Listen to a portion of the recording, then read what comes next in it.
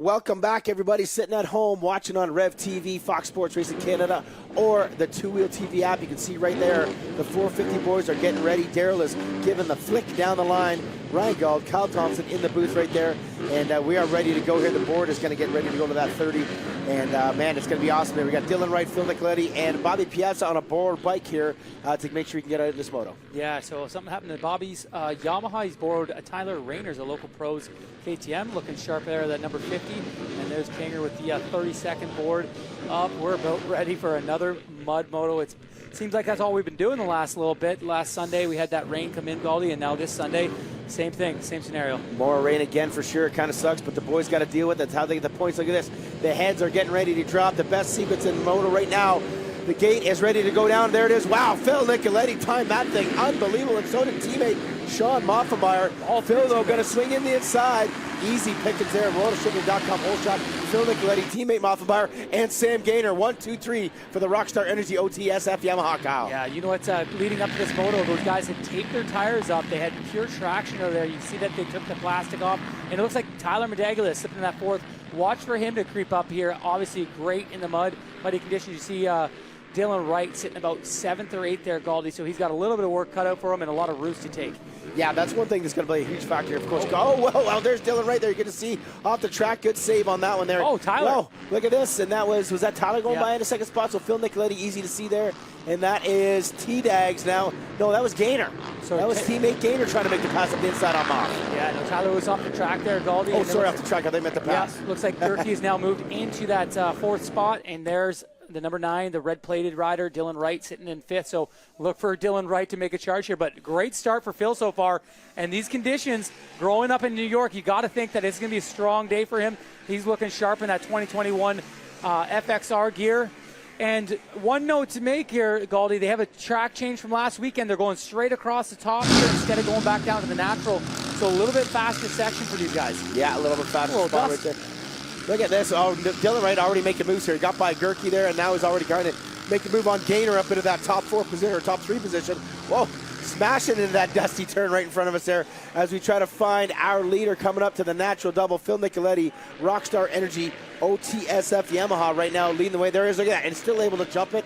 And look at Sean Moffenmeyer and Gaynor hanging on to that 3rd spot still when there's Dylan Wright. Yeah, so Steve Sims got to be happy with this start for the OTSF squad. The Rockstar gang is out front 1, 2, and 3, but the red-plated rider getting into these ruts are getting deep already, Gauldy. It's going to get even deeper with these 450s out there. Obviously, the 250s a little bit slower, not making the biggest ruts, but yeah, already getting some deep ruts. Yeah, ruts will play a factor, sure. Obviously, the deeper they get into the ground, the harder it might get too, because they didn't pack that track, so it shouldn't get down too deep. You can see right there the slippery surface on the face of that obstacle here. But look at this, already trying to make an attack on this first lap before it comes to the end is Dylan Wright.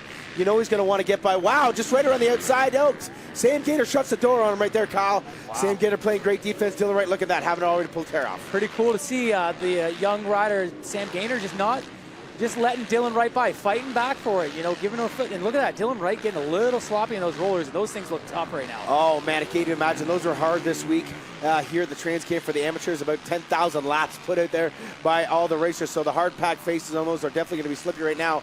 But the Honda Canada GDR Fox racer, Dylan Wright right now, currently our points leader with a 6-win moto streak, perfection thus far in the season. Sitting 4th. I mean, this is early on. We saw him in like 10th last week in this race in the early on stages. But I mean, again, the mud, and you got to think too. Look at that! Oh, look at a battle just behind that rare T-Dags trying to get around Gerke. They're banging bars, Kyle. So teammates battling everywhere. We see the Rockstar OTSF squad battling out, and then there's the Huber's Monster Kawasaki team, and they're battling out for that 5th spot. And yeah, look at these guys are still able to do these jumps. So it's got some traction underneath the slop on top, and I think that's just what they're going to deal with, just that sloppy condition on top, and then getting down to that good dirt below where they can get some traction. And these valleys are going to get super rutted as the day goes on. You guys are going to want to keep their toes on the pegs and just kind of look forward through those sections. And Finley, too, if you want to even try like an outside line or whatever, it's probably not going to work because the slop kind of gets pushed out. And the rider in the background, they're just going through the big puddle. He looked like he might have been just going right off the track, I guess. A good shot here of the Monster Energy Pro Circuit Kawasaki Pillars, Hubert Motorsports, Parts Canada. A lot of sponsors over there on that team. That's a long one to hit. But Gerke and then T-Dags in the background here. I feel like these are one of those ones where Gerke, remember last week, he got himself about the similar very start But as the track got better, yeah, good shot of our quad right there. Nice, good job, good parking on that quad. Yeah, there we go. So it looks like Gaynor got passed by Dylan Wright. So Dylan Wright up into that third spot. He's going to try to zone in on Sean Moffenbauer, who's sitting in second, and obviously Phil Nicoletti leading the way here. And these valleys, like I said before, these things are going to get nasty. And that turn right there is new for this week. It looked very sloppy in that video. Oh, it looked like Dylan Wright casing that natural double. The natural, kind of hard to do, but no problem there for Matt Gerke on the Monster Energy Pro Circuit Kawasaki. Teammate Tyler Medallia unable to do it. And I'm wild. I figured T-Dags, again, the start bit him again here, but I thought T-Dags would be definitely climbing up a little bit faster than what we're seeing at this current moment. Yeah, so it looked like he had some issues early on, but there's a great shot of Phil coming down that old horseshoe section there, the Fox horseshoe section, and looking strong so far. And it'll be interesting. I think if Phil can get through here, just a clean race, no little tip over stalls or anything like that, I think he'd be happy. And, you know, talking to Phil, he obviously spent the week here. The section, the amateur finish line sections has bit him more than enough. Last year we seen him crash when he was up front there. Last weekend we seen him have 2-3 crashes in that one section, and it's just that short little stretch call that he has issues with. So he said if he can master that, he can master everything here. So look for Phil to take on this win. Yeah, you look at him right there. Look at the speed he's carrying here. We talk about how the track and how much rain we've gotten. Like you said, Kyle, it really doesn't look that bad when you're watching Phil Nicoletti rail on the outsides. Now we're back to a battle. Looks like Dylan Wright has still got a rear view mirror full of Sam Gaynor there. So Sam Gaynor finding a groove here as well, and obviously sitting in fourth position. This would be a career best for Gaynor, getting a fifth at Gopher Dune. Marked his career best, but now looking good again. And you got to think they just got to keep pushing and pushing. Gaynor's really got nothing to lose. He's not really in the championship hunt per se. And when he gets a taste of these guys, he's going to keep taking a chomp and taking a bite out of it. Yeah, no, that's a great way to do it. And Sam Gaynor getting better each moto we go out here. And Dylan Wright not yet catch a group, but we know that Dylan Wright can play that game where he's a little bit slow getting going. As soon as he figures out the lines, he's whoa! Look at a little that! sideways there. Wow!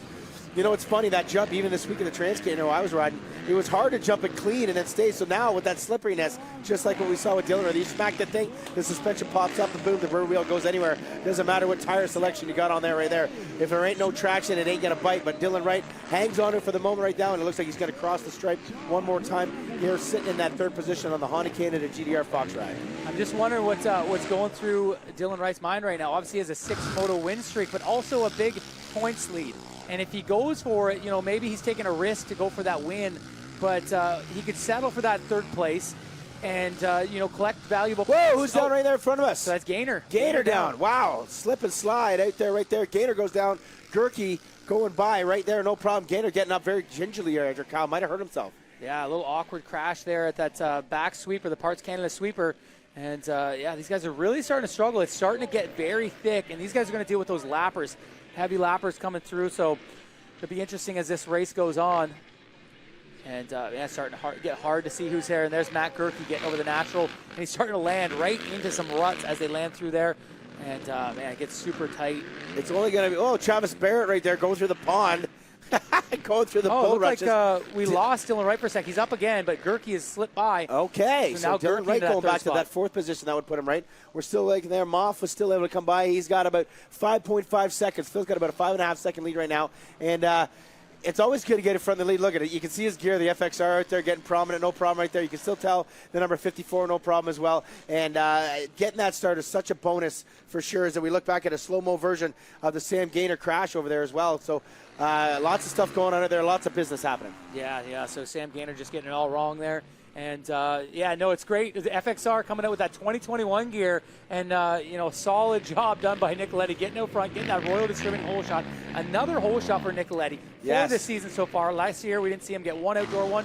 He's really put the time in the offseason. And there's a shot of Matt Gerke getting ready for that long, notorious Walton straightaway. That's something that's been here for years. That particular section, whether it's going this way we're watching now or backwards years ago, amazing section. They used to call this the apple orchard down in here. A lot of trees and stuff getting taken out over the years, but now that track, that straightaway leading down just into after the start here. The yellow flags waving, one rider down somewhere ahead here. See if Matt catches up, and tell if it's one of our up in the front. We got medic flags as well at their cow. So one rider down. Maybe that's that rider there. Hopefully not hurt. Obviously, it looks like that rider's going to be okay. Yeah, so they'll pull that red cross on a blind jump for these guys so they don't jump it. It's an unsafe situation for the rider. It might be just a tip over, but if they're in a spot where they're, crucial. Look at Phil jumping over the top of the number 67, Brock Kelly there. So Phil getting these jumps, able to get through you've seen him through the roller section, doubling through that. He's still feeling the flow here, and I'm not sure what the lap times they are running right now, Goldie, if you can get us a reading on that. I can take a look at that one for sure. It is a 2:40 right now that Phil crossed that last lap, or just that lap there, 2:40, and he's got about an 8-second gap on his teammate Sean Moffenbauer currently right now. And look at Gerke and Dylan Wright are coming across the stripe very close by right now as well. As we look at Phil Nicoletti coming up to that natural, no problem at all for the Blue Crew rider right there, just splashing through all the water and mud right there and catching up the lap traffic. Lap traffic doing a great job getting out of the way there. Good job, Dario Zecca.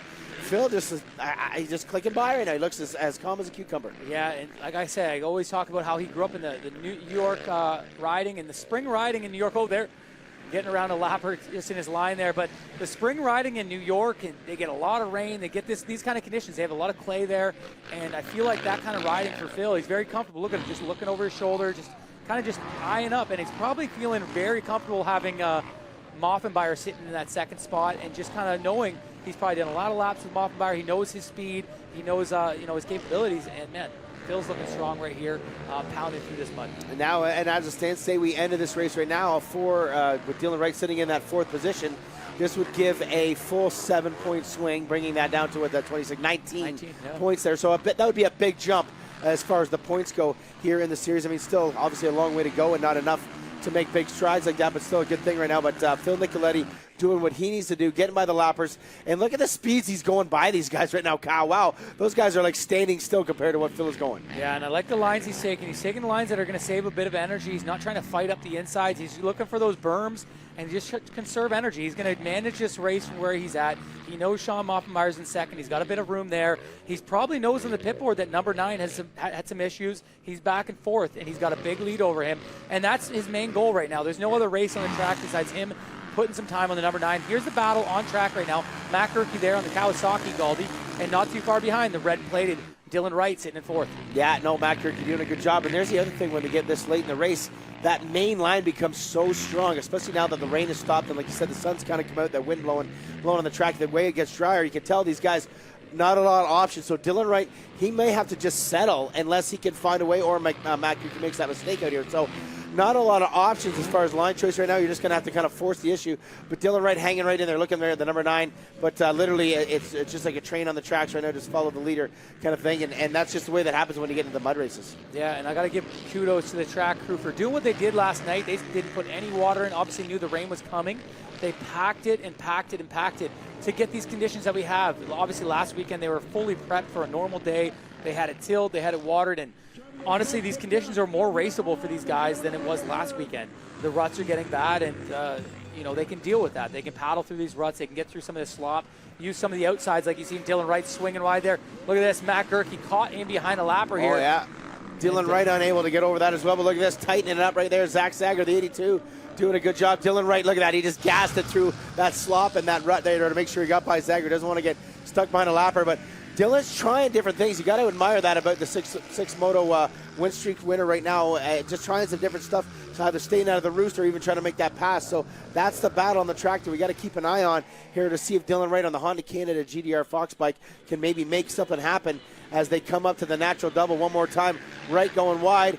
Gerke up the inside, but yellow flags waving, no problem here in the pro class. You can do the jumping up there, and Matt able to do it. Dylan Wright not able to do it. Look, that's got to go for a tear-off. Yeah, he's going for a tear-off, taking that time, taking a breath there, and he's not too far out, but he just keeps getting himself in that position where he's going to get a lot of roost from Matt Gerke. It's got to be one of those things where he figures out where he's faster than him, what section he's faster, and then kind of take your time and just make that move right away once he knows that section. But little update, sorry to interrupt you here, Kyle. Little update. We've lost Tyler Medallia. Must have gone down somewhere. So now Keelan Meston on the Carlson race and Husqvarna is up into that 5th position. So just waiting for Tyler Medallia to pass the stripe. Oh, he did pass the stripe. Sorry. Thank you very much. Our score girl D helping me out there. Tyler Medallia now back to 7th position. So something happened on that lap. We didn't catch it going down, but back to that battle. This is basically the only one on track we could probably follow because we can still see the green and we can still see the red. Yeah, so that's pointed out. And actually, just before we realized that Tyler Medaglia must have went down in that one little step-up horseshoe section because he wasn't too far behind this battle, maybe like 6 or 7 seconds. But yeah, lost him. Now Keelan Meston has jumped up into that spot. So Keelan Meston, a solid ride here coming from Calgary, Alberta. Very good clay rider. And, man, he had a good week this week in the Trans-Can. Obviously, getting him some wins there in the Youth Pro division.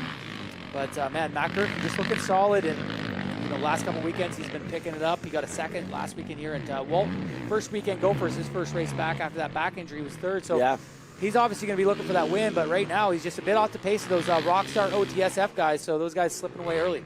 So a little rundown for you. Phil Nicoletti, Sean Moffenbauer, Matt Gerke, Dylan Wright, and Keelan Meston in the top 5. Sam Gaynor, Tyler Managlia, Bobby Piazza, Yannick Boucher, and Liam O'Farrell inside the top 10. Josh Cartwright, Parker Eels, Ryan Derry, Zach Zager, and Dario Zecca at the top 15. Eric Jeffrey, Mitchell Rempel, Brian Cormier, Robert Mittler, Brock Kelly, your top 20. Got to give a shout out for Yannick Boucher right now, X Games gold medalist, not gold, silver. Silver medalist.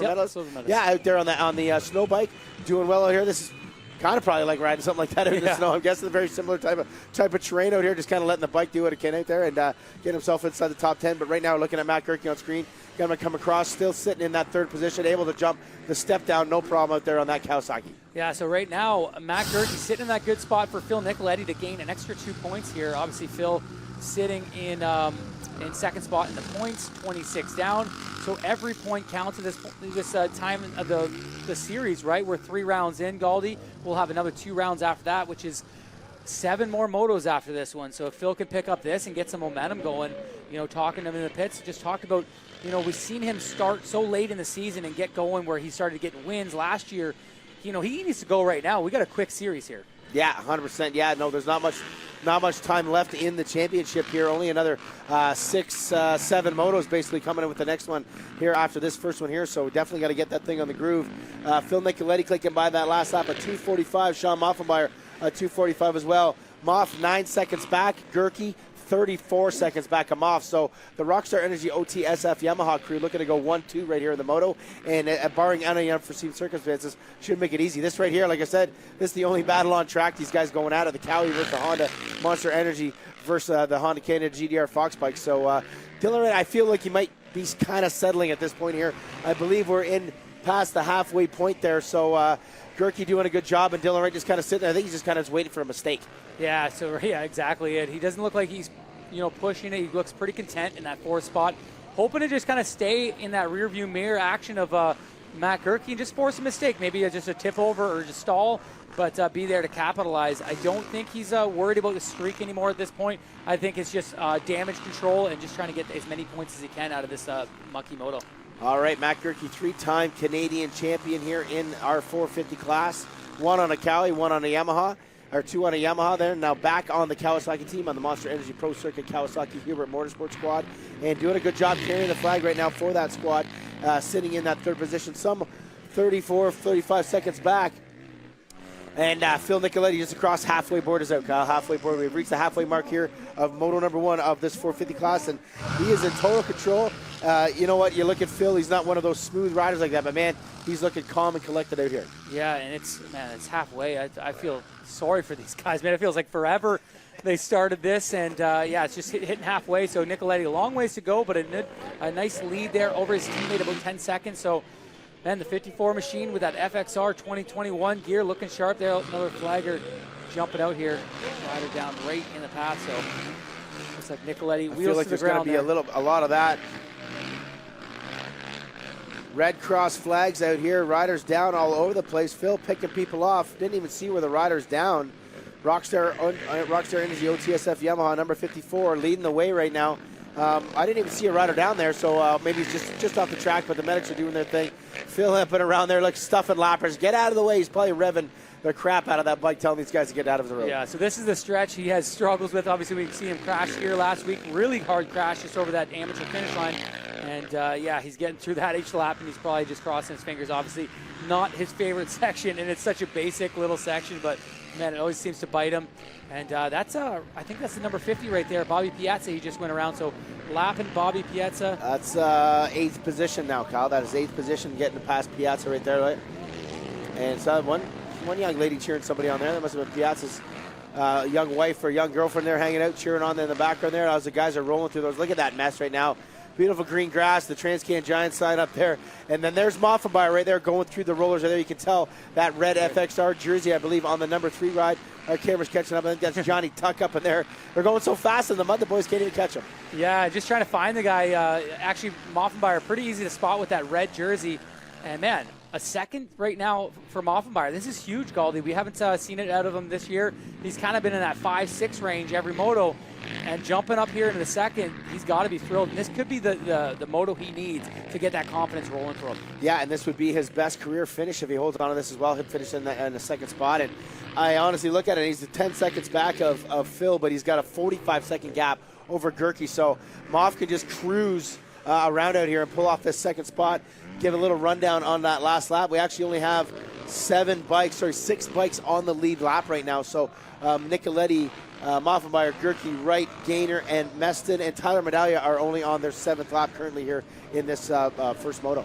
Yeah, solid riding out of Sean Moffenbauer. Look at just both feet down. Those ruts are getting huge coming out of the valleys, and then they land off that. They're right back into some more ruts, paddling some more. But hey, man, he's getting that 450 traction to the ground.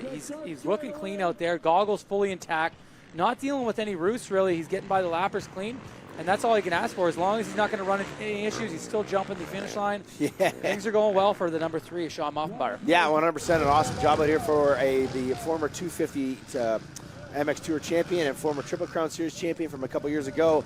Looking good on that Rockstar Energy OTSFF Yamaha here out on a very messy Sunday afternoon for round number 3 of the Rockstar Energy Triple Crown Series. And I'll tell you what, Sean Moffenbauer is going to be very happy with this. The finish of this race, if he can hold on to it here. Probably about 5 laps to go here. Lots of red cross up here as well. So got to keep abreast. The referees and everybody will be watching that to see what the riders do. Look at that. Just make sure wheels to the ground. Very safe right there. There's a rider in the middle of the track. And I guess that must be what it's for right there. So no medics actually on track, but a rider stuck in the middle. Bike must be broken. Can't get it out of the way. Yeah, they're just doing the safety of the riders coming, that they don't want them to jump into the damaged area, the rider down. So it's just safety for riders to come. So they're not jumping that natural. They're keeping the wheels to the ground, and they can see the situation going on in the mud. Anything can happen, and yeah, you just don't want any scary situation like that. So back to Phil Nicoletti here, and same thing, just sitting down, getting the paddles out there. And really just paddling through these ruts, looking strong. That gear's still looking sharp. Yeah, no, he's looking good. And you got to think sometimes you ask these guys after mud races, did they have fun? I feel like Phil might be having a little bit of fun out there. He's leading the pack, not eating it too much roost out there, obviously, because he wasn't, other than lap traffic. And you got to think he might be just kind of enjoying himself out here, kind of laughing it up. And he's got a nice comfortable lead. It's up to 14 seconds now on this lap, too. Both legs coming off the pegs out here, just basically riding around and making sure he's coming in nice and smooth, and they're going to bring home a win, it looks like. Yeah, so Phil Nicoletti, he's been camped out here all week, getting his the vibe of the Walton Transcan going. He obviously had that one moto in the youth, and he ended up beating Dylan Wright in that moto during this week. So maybe it was just a little confidence he needed. I know Dylan dealt with an issue with his brake pedal, but hey, still, a moto win's a moto win, and, I guess Phil's just feeling the flow right now. Yeah, no, Phil's doing a great job right there for sure. We got a pretty tight battle, actually, just going across the finish line right now. We'll catch up to them in a little bit. Keelan Meston and Sam Gaynor for that 5th position just across the finish line, as Phil now is kind of coming up to the finish line. So he's getting ready to lap. Actually, Tyler Medaglia is about 2 turns just ahead of him here, who was sitting in that 7th position. So the boys really lapping up in the field on this one, Kyle. And he's got a crazy good pace for Nicoletti and Moffenbauer. Those guys are just moving on this slippery, rutted surface here. Yeah. So just the next valley over is Tyler Medaglia, obviously having issues early on. He was sitting in that 5th spot, fell a couple times. Now he's sitting in 7th. So Medaglia not having the moto he wanted. He's very strong. Usually in these conditions, his tough conditions, he gets stronger. But look for him to bounce back like he always does in that Moto 2. And like we talked about earlier in the show, a 2-moto format today, and I'm sure these guys are very thankful for that.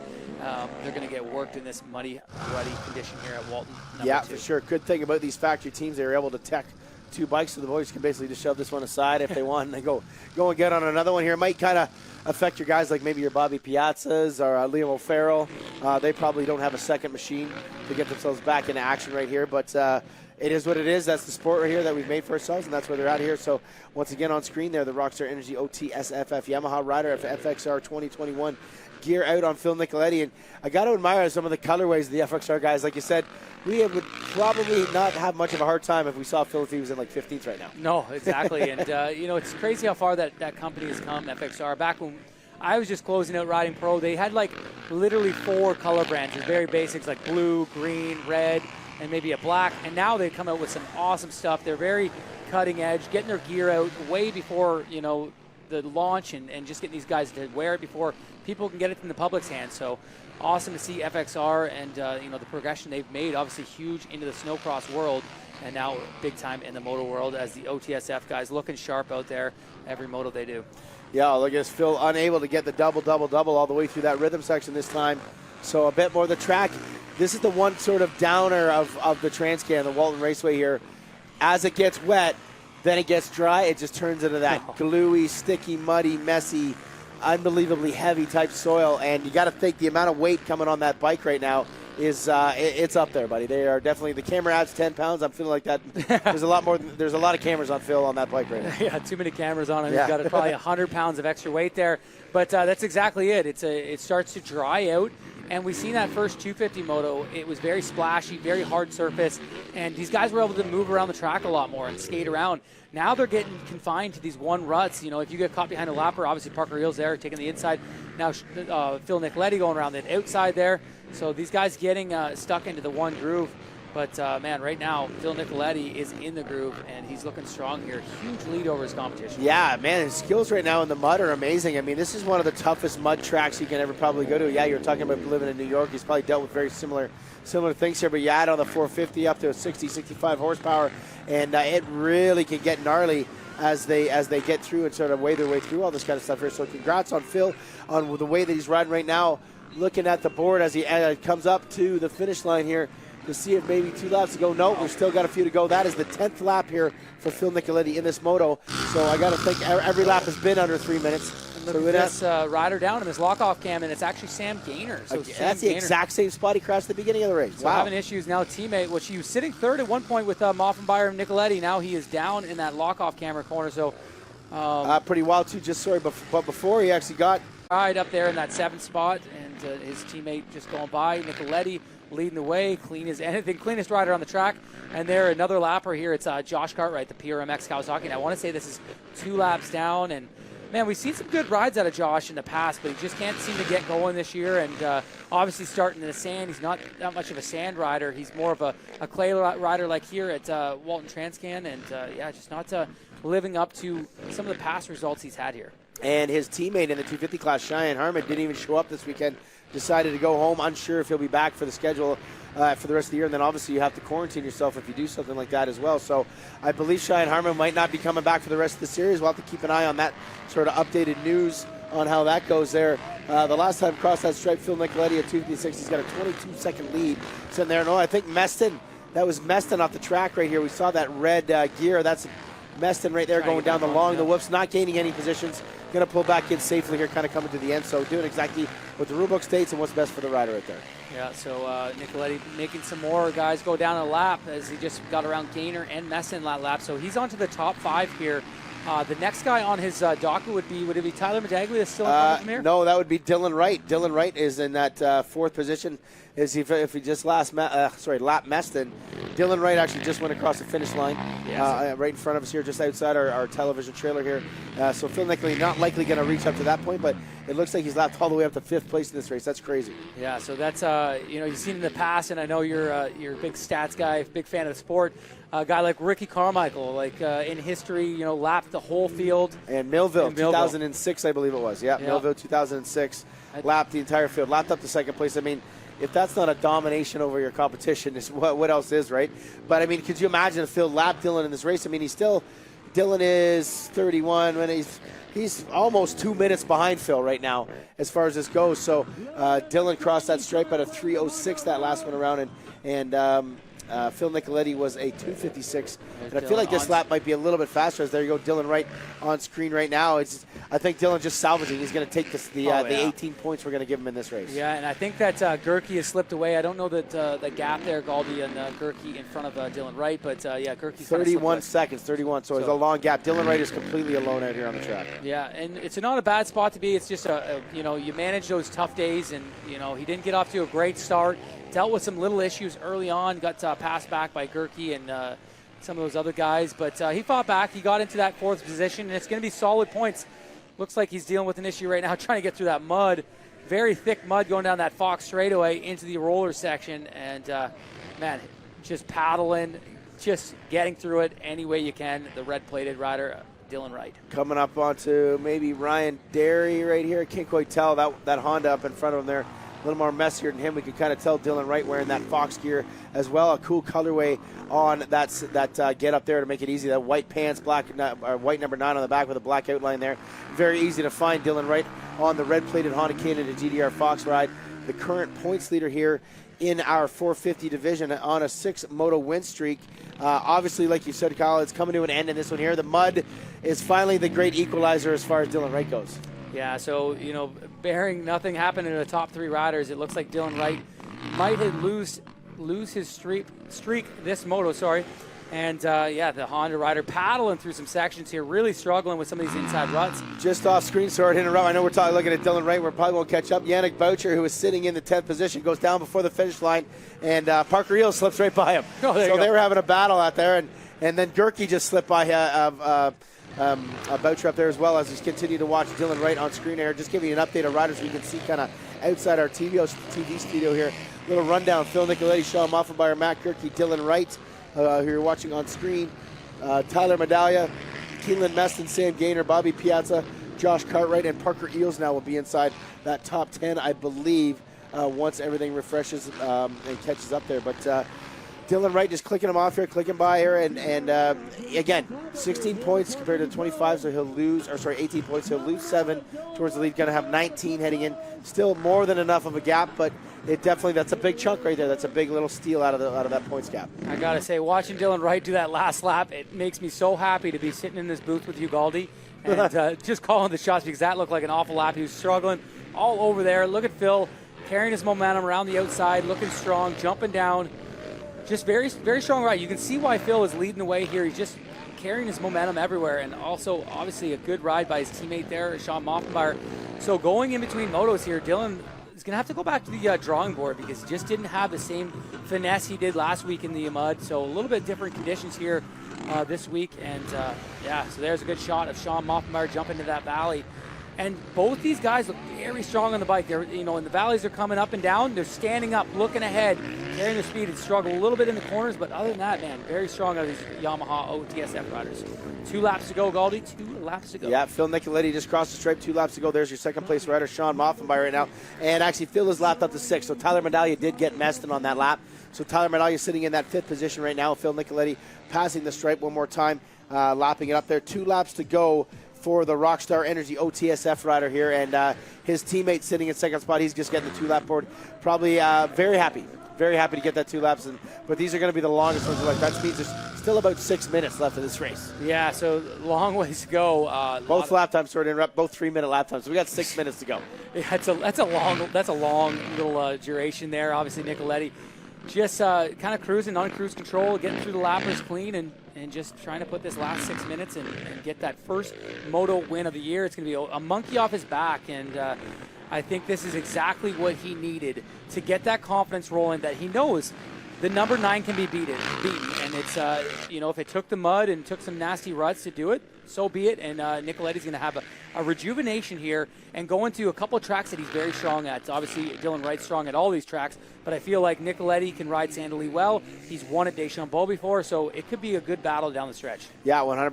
The Sandali one is the kicker one, because Dylan Wright obviously knows that one like the back of his hand, so could be the advantage there. But again, like you said, confidence is everything. And I mean, it's tough to judge the confidence, I think, obviously in a mud race, but just getting that checkered before anybody else, no matter if it's a last chance qualifier, heat race, whatever it is, you get that checkered, it just kind of of gets the buzz going and gets that good vibe going again for the next time that you're going to be out on a bike out there. So Phil Nicoletti looking good. He's got about a lap and a half to go here to close this out. And look at, he's splashing through lines that he hasn't even really used that. I saw him use it a few laps ago to go around a lapper, but now he's using it as a race line because it worked.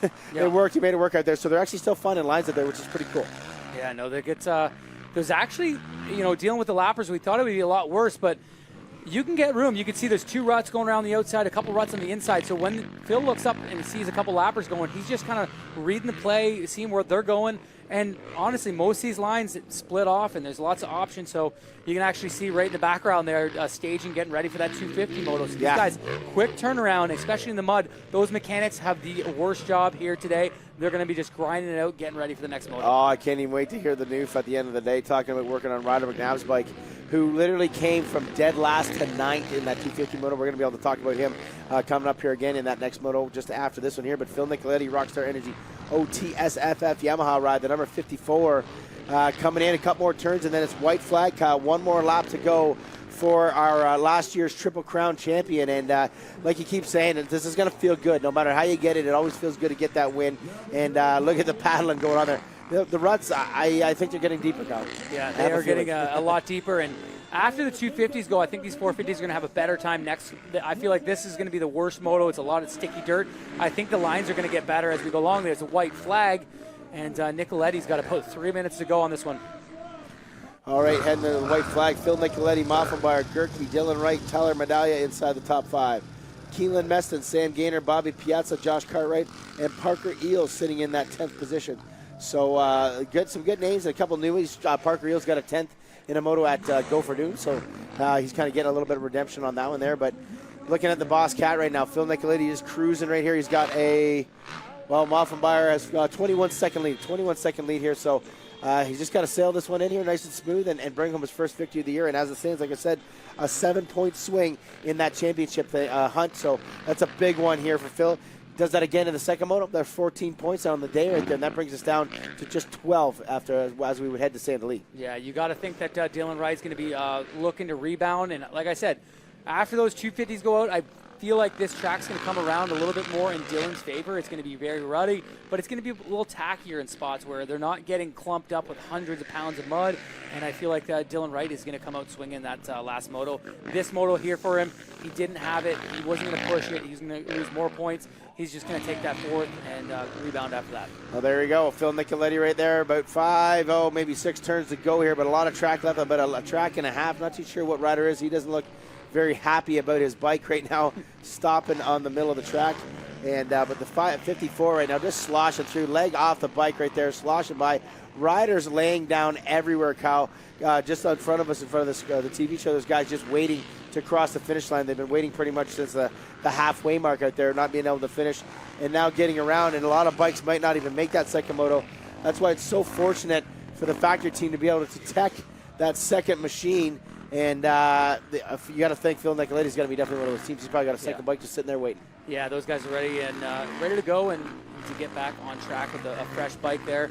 But it's you guys got the guys out front. They'll call those guys campers as they just wait around just to see if they can collect some points, collect a finish, and get back out to that second moto. But man, a lot of guys out here just soldiering on, and it just ends up being one of those motos. You just got to get through it, got to pound through these ruts, and hope for the best in the next moto. All right, Phil Nicoletti, Rockstar Energy, OTSF, Yamaha, 6D helmets, FXR, backing them up.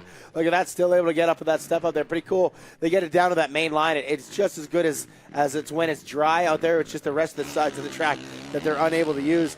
One more step down here for Phil, coming down, looking like he's going to grab his first moto victory of the year here on the Rockstar Energy OTSFF Yamaha ride. And a solid recovery out there for this youngster. Guys watching, guys, Phil's coming up. We got a friend picking up lappers on the face of the jump, and he's falling on the track right now. Volunteer out there as we watch Tyler Medallia go across the finish line. But on screen right here, one more turn to go, getting around another guy laying down. Yellow flags everywhere out there. Rockstar Energy OTSFF Yamaha ride. Phil Nicoletti going to grab his first moto win of the season and grab some super duper good points on top of that championship here. And there's his teammate, Sean Moffenmeyer, coming by here. Amazing ride for Sean Moffenmeyer. Literally soldiered. He sat in second spot right from the beginning. No changes on that one whatsoever. So amazing to see. And wow, we're going to take a quick little break, let these guys finish crossing that line, and we'll be back after this commercial to talk to Phil Nicoletti, Sean Moff, and Matt Gerke. Welcome back live to the 2020 Rockstar MX Triple Crown Series here from Walton Raceway. Round number 3 in the books. It was a sloppy one out there. And man, I tell you what, that was an awesome ride by all top 3 of our riders. I'm going to get the number 54 to wander over here. Come on over here, Phil. Grab that microphone right now. Phil Nicoletti, buddy, an awesome ride. Obviously what you wanted out there, the mud, that great equalizer. And you did exactly what you made. You got a great hole shot, never looked back, and 7-point swing in that race for the championship.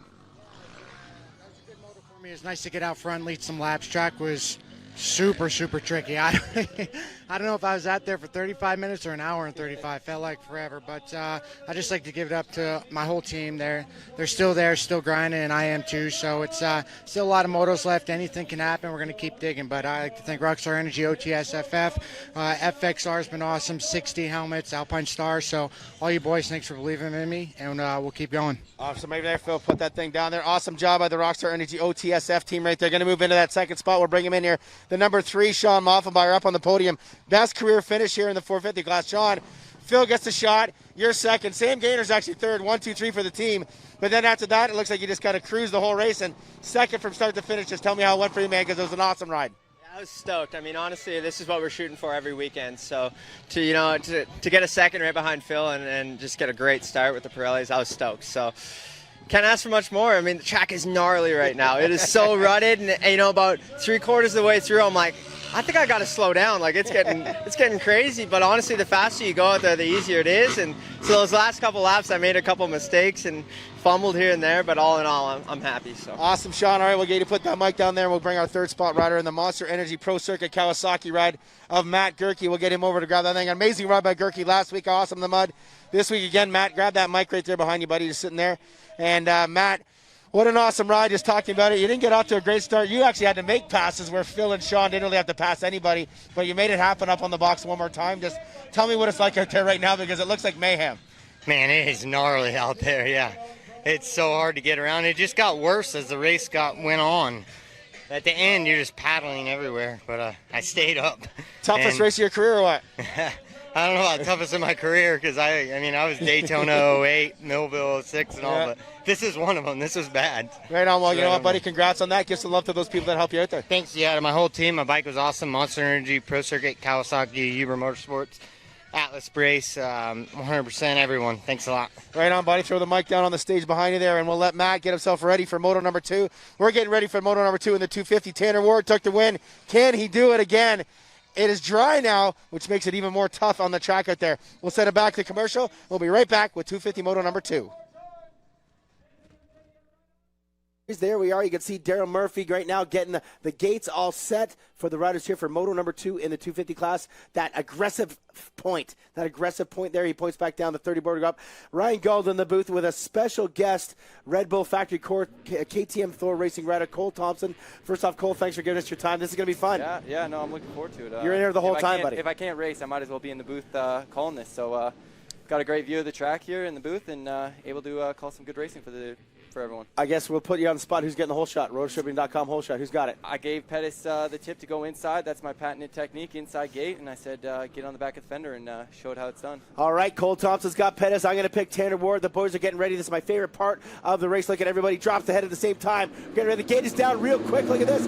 Tanner Ward getting a great jump. Candela up the inside. Ryan Surratt. Frazier from the outside. Can he bring it home? I would say, that's Ryan Surratt by a knobby out there. Ryan Surratt going to grab the whole shot here in moto number 2, but Frazier taking the lead. Frazier right there, Cole Thompson. Davey Frazier stealing it right away. You got to do that in the mud. He's very aggressive there. Whoa. And then, right back at it. Oh, Gibby down.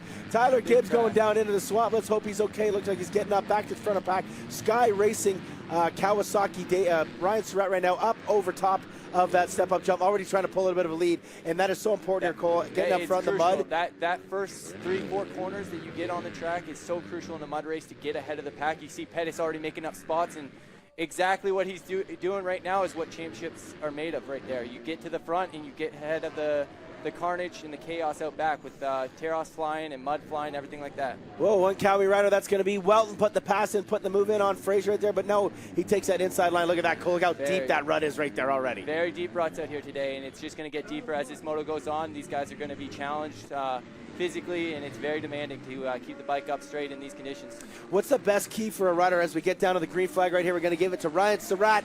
Going to grab that green flag lap on that Sky Racing Kawasaki, but the Red Bull Factory KTM Thor Racing rider Pettis already trying to push the envelope, Cole. It's so important, like you said, get past these guys right now. Very crucial to get past Surratt right now, get clear air, and those first couple laps are going to, what you want to do is separate yourself from the pack.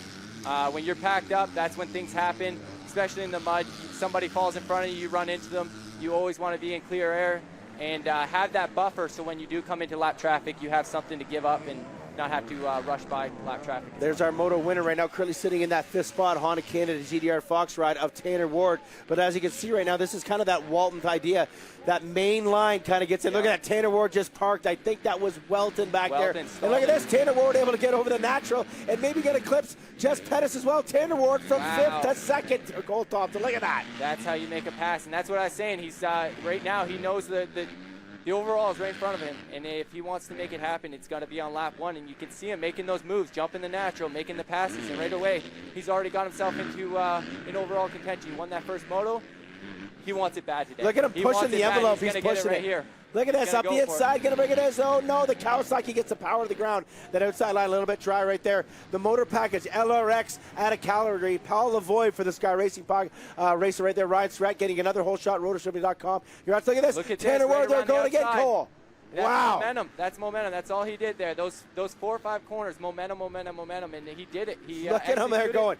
Legs off the bike. Bike is pinned right now. Surratt back in a second. Honda Canada GDR Fox up to the front. Tanner Ward wants this W rider down the back down. Davey Frazier, so we're going to lose him. Pettis, though, looking good right now, just kind of chilling in that 3rd spot. So early on in this race here, It's a long race, and that's he's doing what he needs to do. That's what it's going to be. It's going to be the guy that keeps it upright. You're going to see many mistakes, just like that on screen there. You got guys going every way. It's the person that makes the least amount of mistakes. And like I say, when they get into lap traffic, I looked at the track myself. I was walking on it. The ruts are deep. If someone goes down, it's going to be very difficult to get around them. We had a slow-mo there just a minute ago showing that pass for Tanner Ward right there. But look at this. Now Pettis already up onto Surratt as well. As we're looking ready to look at Surratt right now leading the way. Look at him paddle. Oh, but Surratt goes down. There's the mistake. Yeah, and that's like you said, Cole. Every mistake happening right there. Guys going down. Pettis just getting handed a little Christmas gift right there. All he's got to do now is stay. Our leader's down. Look at this. Mistakes happening all over. Cole Thompson, you're nailing it. Boys, you're throwing it away. Pettis to the lead on the Red Bull KTM Factory Thor Racing ride. You see it time and time again in mud motos. It's maybe not the guy that's the fastest. It's the guy that's upright and getting his laps in. And that's what it always, for me as a racer, was always making sure I was right there to the end and not making mistakes like that. You know, Tanner got the lead, had the momentum, and made a mistake. And right now, Pettis is the guy that's gaining from it. Picking up all the garbage, as we like to call it up here in the booth. So, Jess Pettis now, Red Bull KTM Factory Tour Racing. Look at that, run full paddle going on for the number 15, the red plate right now, making his way up to the finish line here to put lap number 1, a clean full lap number 1. We'll get a lap time here as well once they come across that stripe. But Pettis came across 3rd on lap number 1. Now going to cross a lap line in that 1st position. This would give him that overall. And then in 2nd spot now, it looks like Marshall Welton. And Tanner Ward was able to pick back up to sit in that 3rd position. So let's see if Tanner Ward can keep laying it down. But Cole, I'll ask you now. I saw just a little bit ago there, the mechanics. Yeah. What do they tell the rider on the pit board there? Just cool down, take it easy. What do they say? I mean, in my watching this race, it's going to be conserve the bike. Early on, you're going to want to get excited. You're going to want to go for passes. Conserve the bike. Conserve the clutches. In these conditions, the bikes are going to get hot. Everyone's going to be hot. It's the one that keeps the calmest, and that's where it comes to the mechanics, giving you information, the gap front, behind, and anything that in particular that you can be doing different on the bike that not necessarily you're seeing right there. That's where your mechanic and that trust comes in, knowing that that guy's got your back, and that's why you see some of the best relationships, rider-mechanic, they succeed, and that's what we're seeing right now. Is I used to get put on the pit board. Why are we here? You should be at the golf course. I mean, I would be looking for a new mechanic. Well, I think I would have been having one of those motos, you know, the first to 8th and 9th place type thing going on right there. But back to the front of the pack, you see Pettis leaving the screen. Now it's the Monster Energy Pro Circuit Kawasaki ride of Marshall Welton. Yeah, and Tanner. And you saw that first lap, Cole. He was pushing the envelope. Tanner wants this. You got to figure he's going to do it again because with Pettis leading, he has to make the pass for the overall. And that's big to Tanner. I spoke to him after the moto. He was pumped up. I mean, getting his first moto win ever, and he wants to go for the overall today. I mean, he has the speed. It showed there lap 1. He went by 2 or 3 of the fastest guys on the track and able to get into the lead, but unfortunately had a small mistake, and now you see him making it back up. All right, little running order as they cross that straight last lap. Yeah, Jess Pettis, Marshall Welton, Tanner Ward, Marco Canella, and Hayden Halstead in 5th spot. Jacob Piccolo, Richard Taylor, Davey Frazier, Ryder McNabb, and Jeremy Mackay in 10th position. Ryan Surratt all the way back to 11th after that mistake that he made. Jamie Powell, William Crate, Quinn Amiot, Travis Ford, Talon Unger, Tyler Gibbs, Samuel Lavoie, Jordan LaBelle, and Keenan Peterson in that 20th position. And on screen right there, that looks like Halstead and Piccolo right now. Got a little bit of a smoke-free atmosphere going on with Piccolo. Right here where you're watching, this part of the pack, it's difficult. You got guys going down in front of you.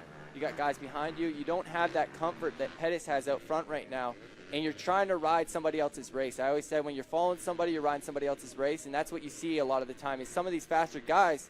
I believe we've got Marco Canella right here, and he didn't get the start he needed, and now he's in somebody else's race. 4th position there for Marco Canella right there. There's his teammate Hayden Halstead right there. So the MX 101 FXR Yamaha squad sitting 3rd and 4th with young Piccolo in the 5th. Well, a couple of riders off the track. Is that anybody of importance up there? Doesn't look like it. But more yellow flags wagging as we get back up to Tanner Ward launching that bike all over the place. And one of the other things me and Kyle were talking about last week when that mud gets sticky, you see these guys coming up short. Is that some sort of trick to get the mud knocked off that bike? Yeah, I would say to me, I always thought if I'm coming up short, I want to bang as much mud off the fenders and lighten the bike up, right? Bikes become 50, 60 pounds heavier than they already are. Yeah. It gets difficult if you make a tip over, if you're dealing with ruts, the suspension way down, and it plays a big factor. So if you can get as much mud off as you can, if you case a jump or try to bang off a jump, see Tanner Ward here, that's what I'm saying. Those ruts are long, and that's going to play even more into a factor when they get into the lap traffic or they get into down riders. It's going to be tough to get out of these deep ruts. Yeah, and lap traffic, once they get into lap traffic coming around too, they're in the main line. And last moto in the 450, the guys lapped all the way up to 6th position. So you can only imagine they're going to get up sort of similar in this stuff because the amount of speed going. But again, up to your teammate here, just kind of playing it cool, nothing silly, nothing dumb, and making sure, like you said, keeping calm and collected there is so important. And Jess is good and conservative on the motorcycle. Kind of rides like you, rides at that lower RPM to make sure the bike is doing its work instead of making the engine do the work. Yeah, exactly what you said. He's doing what he needs to. This is a race where you can lose a lot of points if you're not smart. First moto, we seen him come back and he got to 2nd. That's a championship run. I said, those are the motos that you win championships on, and he's doing it right here. A little bit of a slow-mo coming at you of that start replay right there. Riders in the background. McNabb way at the back there. Surratt, though, and Fraser from the outside. We're getting a slow-mo view. LRX, Paul Lavoie out of Calgary right there. Taking that whole shot, rotorshippening.com, courtesy of that thing. So Ryan Surratt will grab that whole shot back up to the front of the pack right now. And I'm assuming that the team was able to switch bikes between motos for this moto. I talked after the moto. The first bike he rode was his race bike, and then he's got 2 race bikes. So we were able to switch bikes. And that's what's tough on a lot of these guys only have one bike, and luckily for Jess, he has 2 bikes, so he was able to get off that bike, jump on a bike that's exactly same. He set up the exact same and able to go out here with a fresh bike, fresh clutch, everything ready to go. Wow, we got bikes just outside of our TV booth just struggling to get up the finish line. They get down to that hard pack, so it's like concrete with a little bit of water on it. So slippery out there. If you're not carrying that momentum, you will get stuck. But Jess Pettis is carrying the momentum and carrying the flag. Now, we look at the first moto. Jess Pettis was at about 10th or 12th, makes his way up to 2nd by the end of it. Now in front again, this could mark 3rd overall in a row for him and the squad over there at the Red Bull KTM Factory Thor team. And 2 years ago, we saw Jess take that championship. Last year, not able to do it. This year, looks stronger than ever, I got to say, Cole. I mean, you know you guys train together, maybe let her talk a little bit, but looks stronger than ever on the bike. And it's motos like this when I watch him, just calm, chilled out. He knows exactly what he needs to do, and the red plate shows it. Exactly what you said. He learned early on in his career that it's you got to be tough in this sport. And I mean, he came up the tough way, did it as a privateer, then he got on MX 101, and now he's on KTM Red Bull. And to him, that means everything. And it showed last year. He tried to fight for it. Obviously, coming into the series injured. This year, he was able to have the time to recover from his knee injury last year. Come in 100%, and it's showing. But you look Welton's right there now, and that's Wow. what I said. Pettis is staying steady.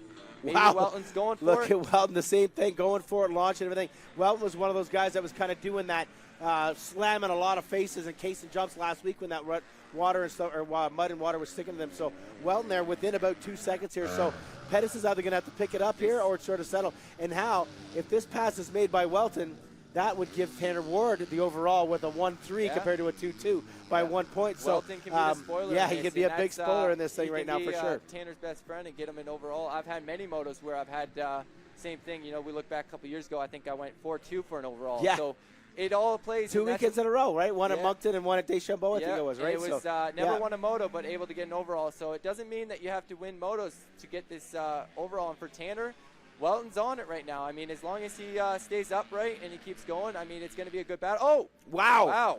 What a pass right there. Monster there. Energy Pro Circuit Kawasaki gets the power to the ground. Pettis to kind of be a bit more reserved. Welton letting it all hang out here right now, taking that number 1 spot, slide by.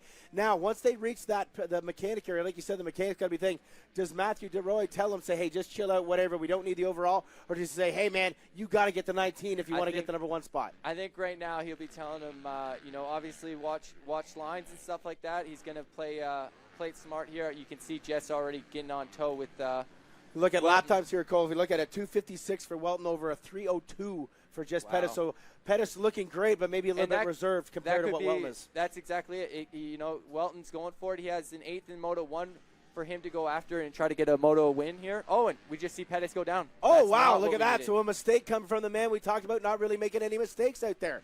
Yeah. No, a little that's slow-mo action of that pass here. Marshall Welton right now. Look at him right on the back of the bike here, Cole. No problem whatsoever. Just grabbing gears. Pettis kind of asleep at the wheel on that one. Yeah, and that's it, right? You've got to go for it at that point for Welton. It's making up points, and it's going for the win. With Pettis, it's a little bit different. He's got a championship that he's going after. Not saying that Welton isn't, but right now Welton's in go mode. And it showed that pass right there. He drove it straight into that corner and was able to make the pass. So we go back to the last moto now. We see Marshall Welton taking the lead here in that number 1 spot. We look at the timing and scoring, and Tanner Ward was 34 seconds or 36 seconds back of Marshall Welton on that lap. So Ward still in third, and he needs to stay there. And if Welton stays here, this would give him his first ever overall. So, like you said, Welton being the best friend of Ward, but a big gap now. Pettis is all by himself, Welton all by himself. Ward has got Canella on the back of him, but now it's just about salvaging, like you're saying. But you can't be like maybe with Pettis. Do you think Pettis is just kind of too chill out there?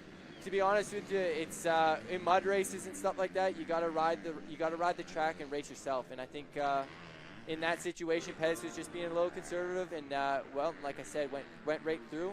And you're watching Welton. He's got some crafty lines. He's going outside. He's going inside. He's looking off the line that everyone else is taking, and it's working right now. You can see it right He's there. staying out of that deep rut. He split the ruts, and that's what's working. And I tell you, in these races, if you can get crafty and find a line here and there, that's the difference in 2 or 3 seconds in a section.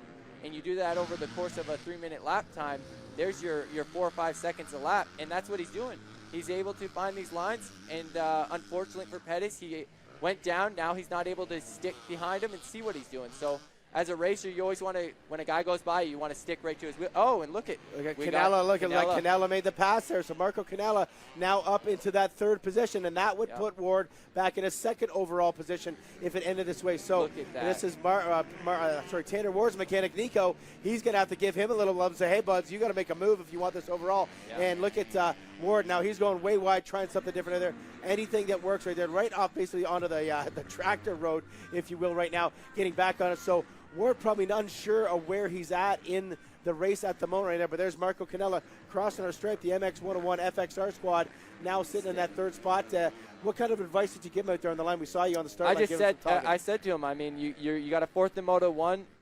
This year is for Marco to break out, and I said, these are the motos that you got to do it. You know, when you have an opportunity, you got to take it. In the Moto 1, we've seen him in 2nd there. He went down, unfortunately, able to get back up to 4th place. I said, you salvaged it. I said, this is your moto. You got to harness that energy when you're frustrated coming off the track. And for myself as a racer, I do it more than anybody, is I'll get mad at myself and harness that, and you'll see it in the next moto. And that's what I said. You got to get out there and go after it. And he's doing it here. He got past Tanner, and now he's starting to try to pull away and get up to, I guess it would be Pettis in the second spot, and that's what he's got to do. Yeah, we look at the stripe there. Marco Canella, Tanner Ward a ways back, so Pettis 21 seconds back of Welton. So Welton in control of this if he can keep it together. Once again, you're watching the 2020 Rockstar MX Triple Crown Series here on Rev TV, Fox Sports Canada, and of course the two-wheel TV app. Ryan Gall in the booth, joined from the factory Red Bull KTM Thor Race Ride. Cole Thompson doing a great job on screen. We're watching Marco Canella and Tanner Ward going at it, and as me and your brother will be talking about, every stinking moto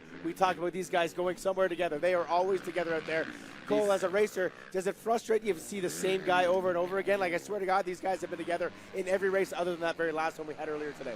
Oh, I think as any racer, you're always going to have that one guy stand out to you. These guys came through amateur at the same time. They've been battling since they're on Pee-wees, and now they're into the pros. And it shows they both have great work or racecraft, and they're working hard to get here. And when you see your nearest competition being the same guy you grew up on 50s, 60s, all the way through, it gives you that extra little bit. I know for me, I was close to a kid named Richard Gray, and my whole life I felt like I always had to battle the same guy, but that was what made me the competitor and racer I am today. So those kids right there, they're the future. Tanner and Marco, they're going to be the guys in the premier class in another year or two, and I think it starts as an early age, and you'll see it right now. These two, Tanner doesn't want to see Marco go by him, and Marco doesn't want to see Tanner. So that 46 and 18, you'll see all moto be like this. Oh, look at that. There's Marco reaching up, pulling some mud off the helmet. We saw Tanner Ward rip his goggles off. So the battle of attrition out here in the mud, moto number 2 of the 250 class. As I look right now at the overalls across that last stripe, it would be Pettis, Ward, and Welton. Actually, now we get up at a third on the podium, even considering this. Oh, Tanner Ward was able to get that step up there and close that gap. He is now right on the rear wheel, and that is actually the teammate of Canella, the 66 of Jamie Powell, sitting up the side of the track right there, giving that yellow flag.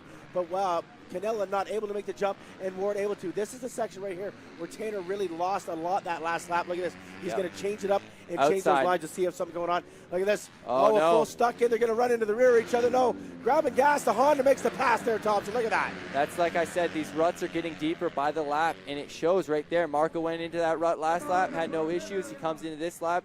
Another 3-4 guys hit that same line, and it gets deep out there. And what is even harder right now that you'll see them start to fight is this mud starting to get heavy on the bikes, on the riders, and it's starting to weigh you down. Look at that. So cool to see when you guys are able to get a line and huck a jump that maybe you've not been doing already like that. And no matter if it is the step down, not one of the bigger jumps out here in Canadian motocross, but Tanner now getting that flow. And look at this. He's already pulled a huge gap on Marco Canella as they cross the stripe right there. So Tanner Ward, as it switches now again on our live timing screen over there, Tanner Ward is now your overall winner if it stays like this. But again, we've said that a few times already, and it's always changing. And he'll know that too. I'm sure he's, as a racer, you're always doing the math beforehand, what's what.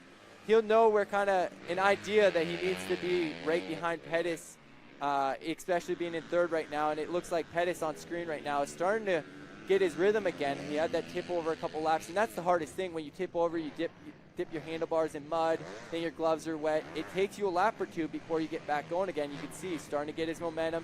Things are starting to go his way. And who knows, in another couple laps, Welton could make a smaller mistake and right back into a battle for the lead. And Pettis, once again, has the overall. And that's what you got to do as a racer right there. It's just a big gap between those guys there. Jess Pettis on that Red Bull KTM Factory Thor Race and Ride in second spot behind the Monster Energy Alpine Star Pillars Kawasaki Pro Circuit back. Marshall Welton, third spot is Honda Canada GDR Fox Race and Ride. And then after that, we got Canella, Halstead, Fraser, McNabb. And that is it actually on the lead lap. Actually, just outside our TV screen, we could see Jeremy Mackay coming across. He's going to cross the stripe in 8th position. Those are the only riders on the lead lap right now. So Welton ahead of this, ahead of Pettis, obviously. Probably about to lap. Yeah, there's Welton right there. Yeah, Welton's, it looks like Welton's probably lapped inside of the top 10 now. And that's the difference right there. You know, Welton got out to clear air, and when you get out there and you're leading, you're able to run the lines you want. And he's still, like I say, he's still putting on some time. And to him right now, this is the race he wanted. This is the race he envisioned. Getting to the front and doing what you had to, and that's what he's doing. He's executing his lines. He's able to pull away, and to him right now, this is couldn't go any better. Yeah, no, he's making it happen right now. And like you said, you got to make it happen when the opportunity is there. He made the pass. He's taking advantage of that opportunity, leading the way right now. And as that overall would stand, Ward, Pettis, Welton, Canella, and Mackay would be your top 5. And he had lapped Ryder McNabb, who is currently sitting in that 7th spot. So, Jeremy Mackay was 7th. Ryder McNabb 8th, or Ryder McNabb's up to 7th, Mackay 8th, so he's right to Rat, lapped up to the top 9. It just switched again on me as I'm looking at that, and my eyes are horrible at it. And that's the difference, right? He's able to not get caught up. Some of these guys that are, like I say, McNabbs, the Mackays, they might have got in a couple pile-ups, guys that fell in front of them, or they fell themselves and got someone into them. So that's the difference on opening laps in mud races. And my whole life, it's always been what you can get done on the first lap is what determines the race. And you'll see it time and time again. The guys that get out front early are able to get their lines in, and they walk away. Now, right now, you got 3 different races here. We got Davey Frazier right there going past the screen now. Davey Frazier currently sitting in that 6th position. So look at this. He's right up on. Is that Canal? Oh, no, that's Powell who's a lap down. So Davey Frazier having one of his best rides of career. And one thing I wanted to talk about, the points of Pettis right now, looking like the overall might not come his way if things end, but still a 2-2 day gets him 6 more points in the championship ahead of Marshall Welton. So not a great day for Pettis, still getting 2nd overall, still has a good payday, but the better part is he's going to still rob points from that championship. And that's what you see time and time again with champions is they might not always win, but they're always there. And I said with Colton Fasciotti the past few years, the guy was always there. It was frustrating at times because no matter what, he was always in and around that podium, and he got 2 championships out of it. He might have not have won every single race, but the dude was always there. And you see same thing with Pettis right now. He's maybe not out front by 30 seconds, but he's in the position that he needs to still collect points, get the bike across the line, and do what he has to do as a champion. And that's what this determines right now. Little stall in the action there. The track probably getting tougher and tougher. That main line is the only way to go. And like you said, if there's a lapper out there doing something that way, you got to try to change it up to try to make something work.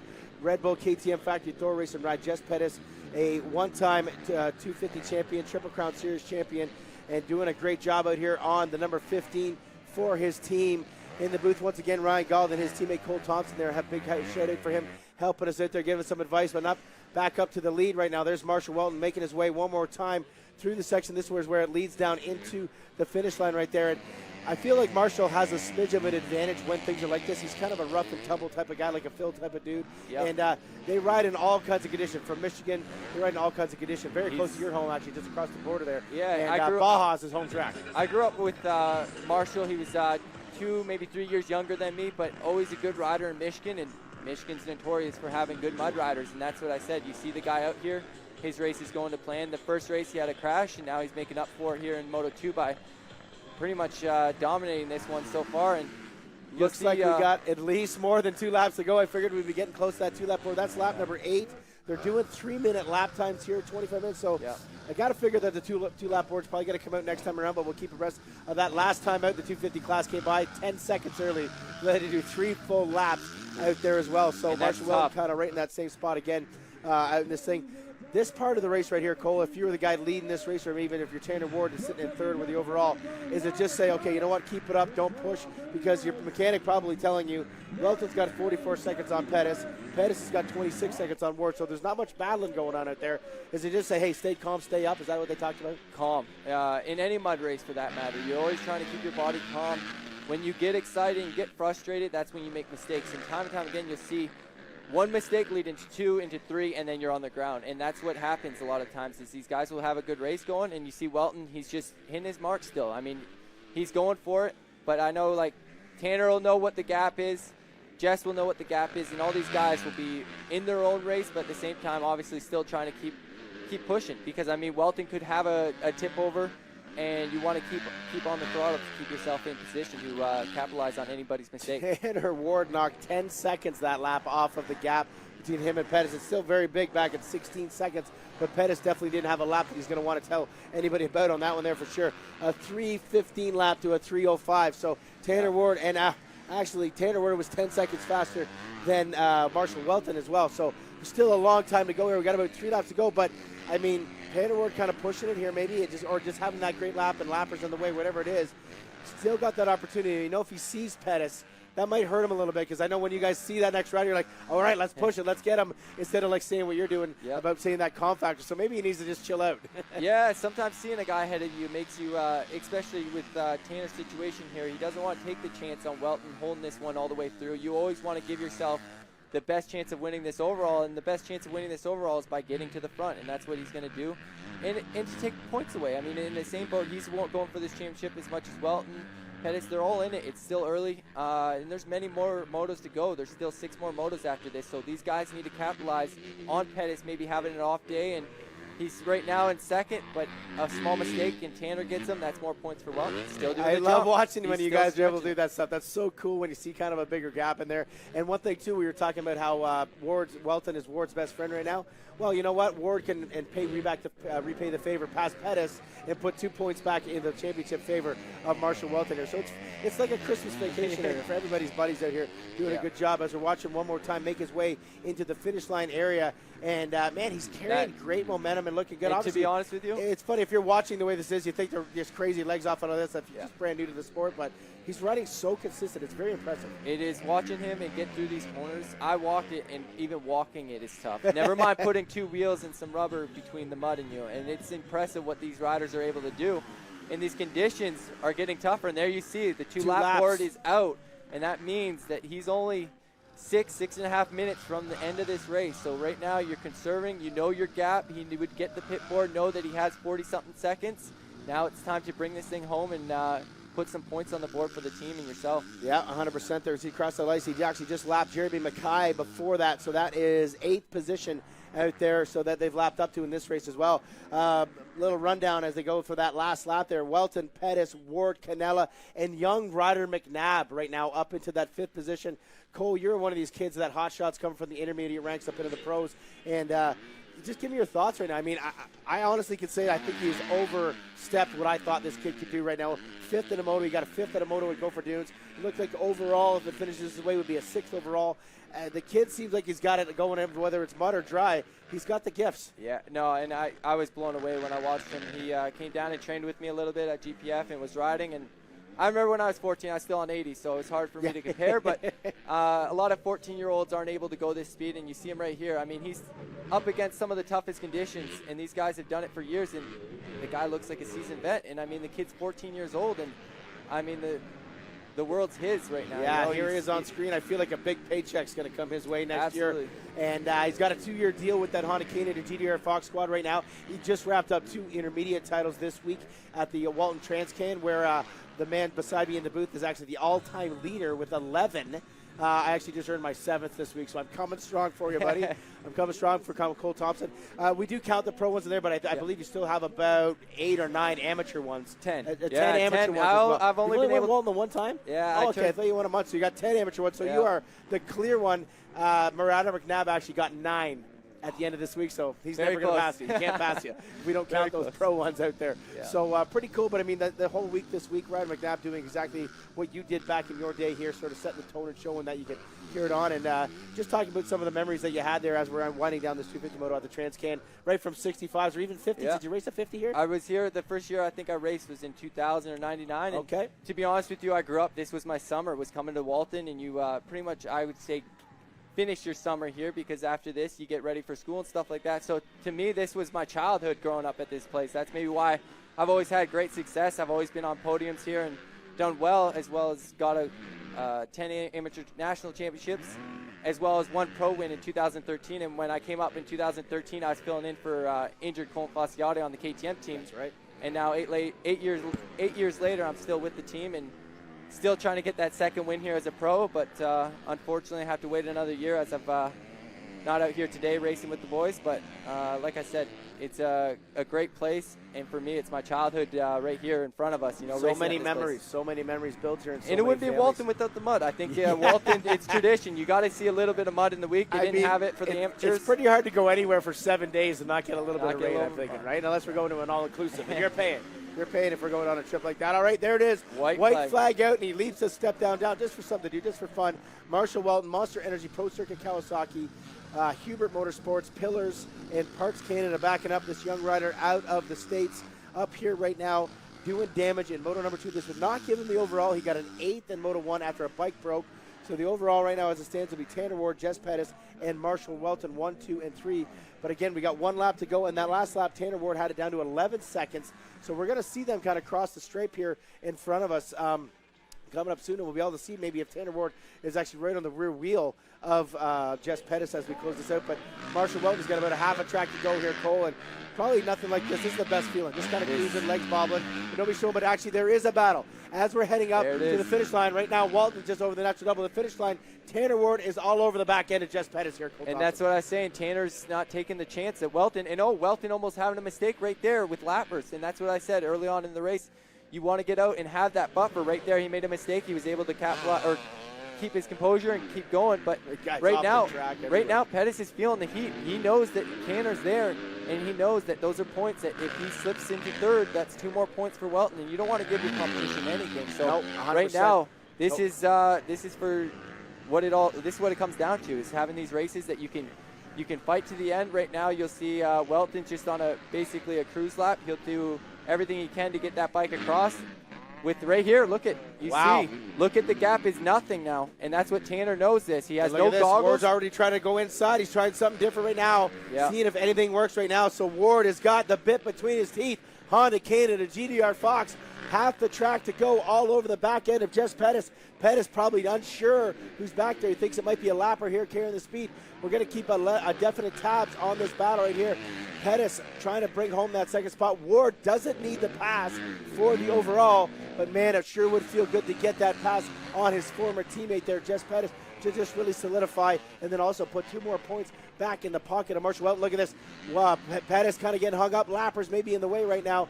Pettis doing a good job right there, looking nice and calm right now. I think he knows that Ward is back there. Look like he's riding smart. He's just composed at this point. You didn't see him get nervous. He just stuck to his lines, but Tanner keeps coming back. And you see time and time again, Tanner's a fighter. He'll fight for it. And right now, no goggles, he's still going for it. And that's tough as a racer when you're getting mud slung at your eyes and your vision and you're trying to make a pass. It's not easy. And right now, Pettis still has his composure. Just taking it easy, trying to get this bike across the line while Tanner's going for that overall. This is going to be the kid's Whoa, look at the leg off right there, Thompson. This kid is going for it. I love the heart out of Tanner Ward. Honda Canada, GDR Fox chasing down the factory KTM Thor Race and Ride right there. This is the battle for second and third on the screen. The overall right now as it stands, Marshall Walton would take it. But if Tanner Ward can get Jess Pettis, it just solidifies it. And here is our leader right now coming up for his final turn.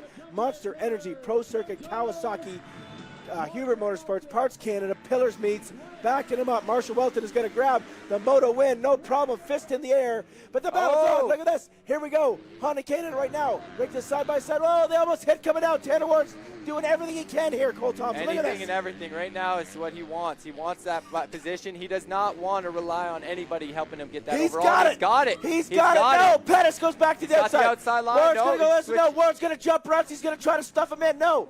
Can he make something happen here in the final turn? Pettis has got the drive on the KTM. Ward has got to go inside here. Can he make the pass? Ward's going to try. No, he's going to slingshot outside. He's going to take everything. Oh, and he goes down.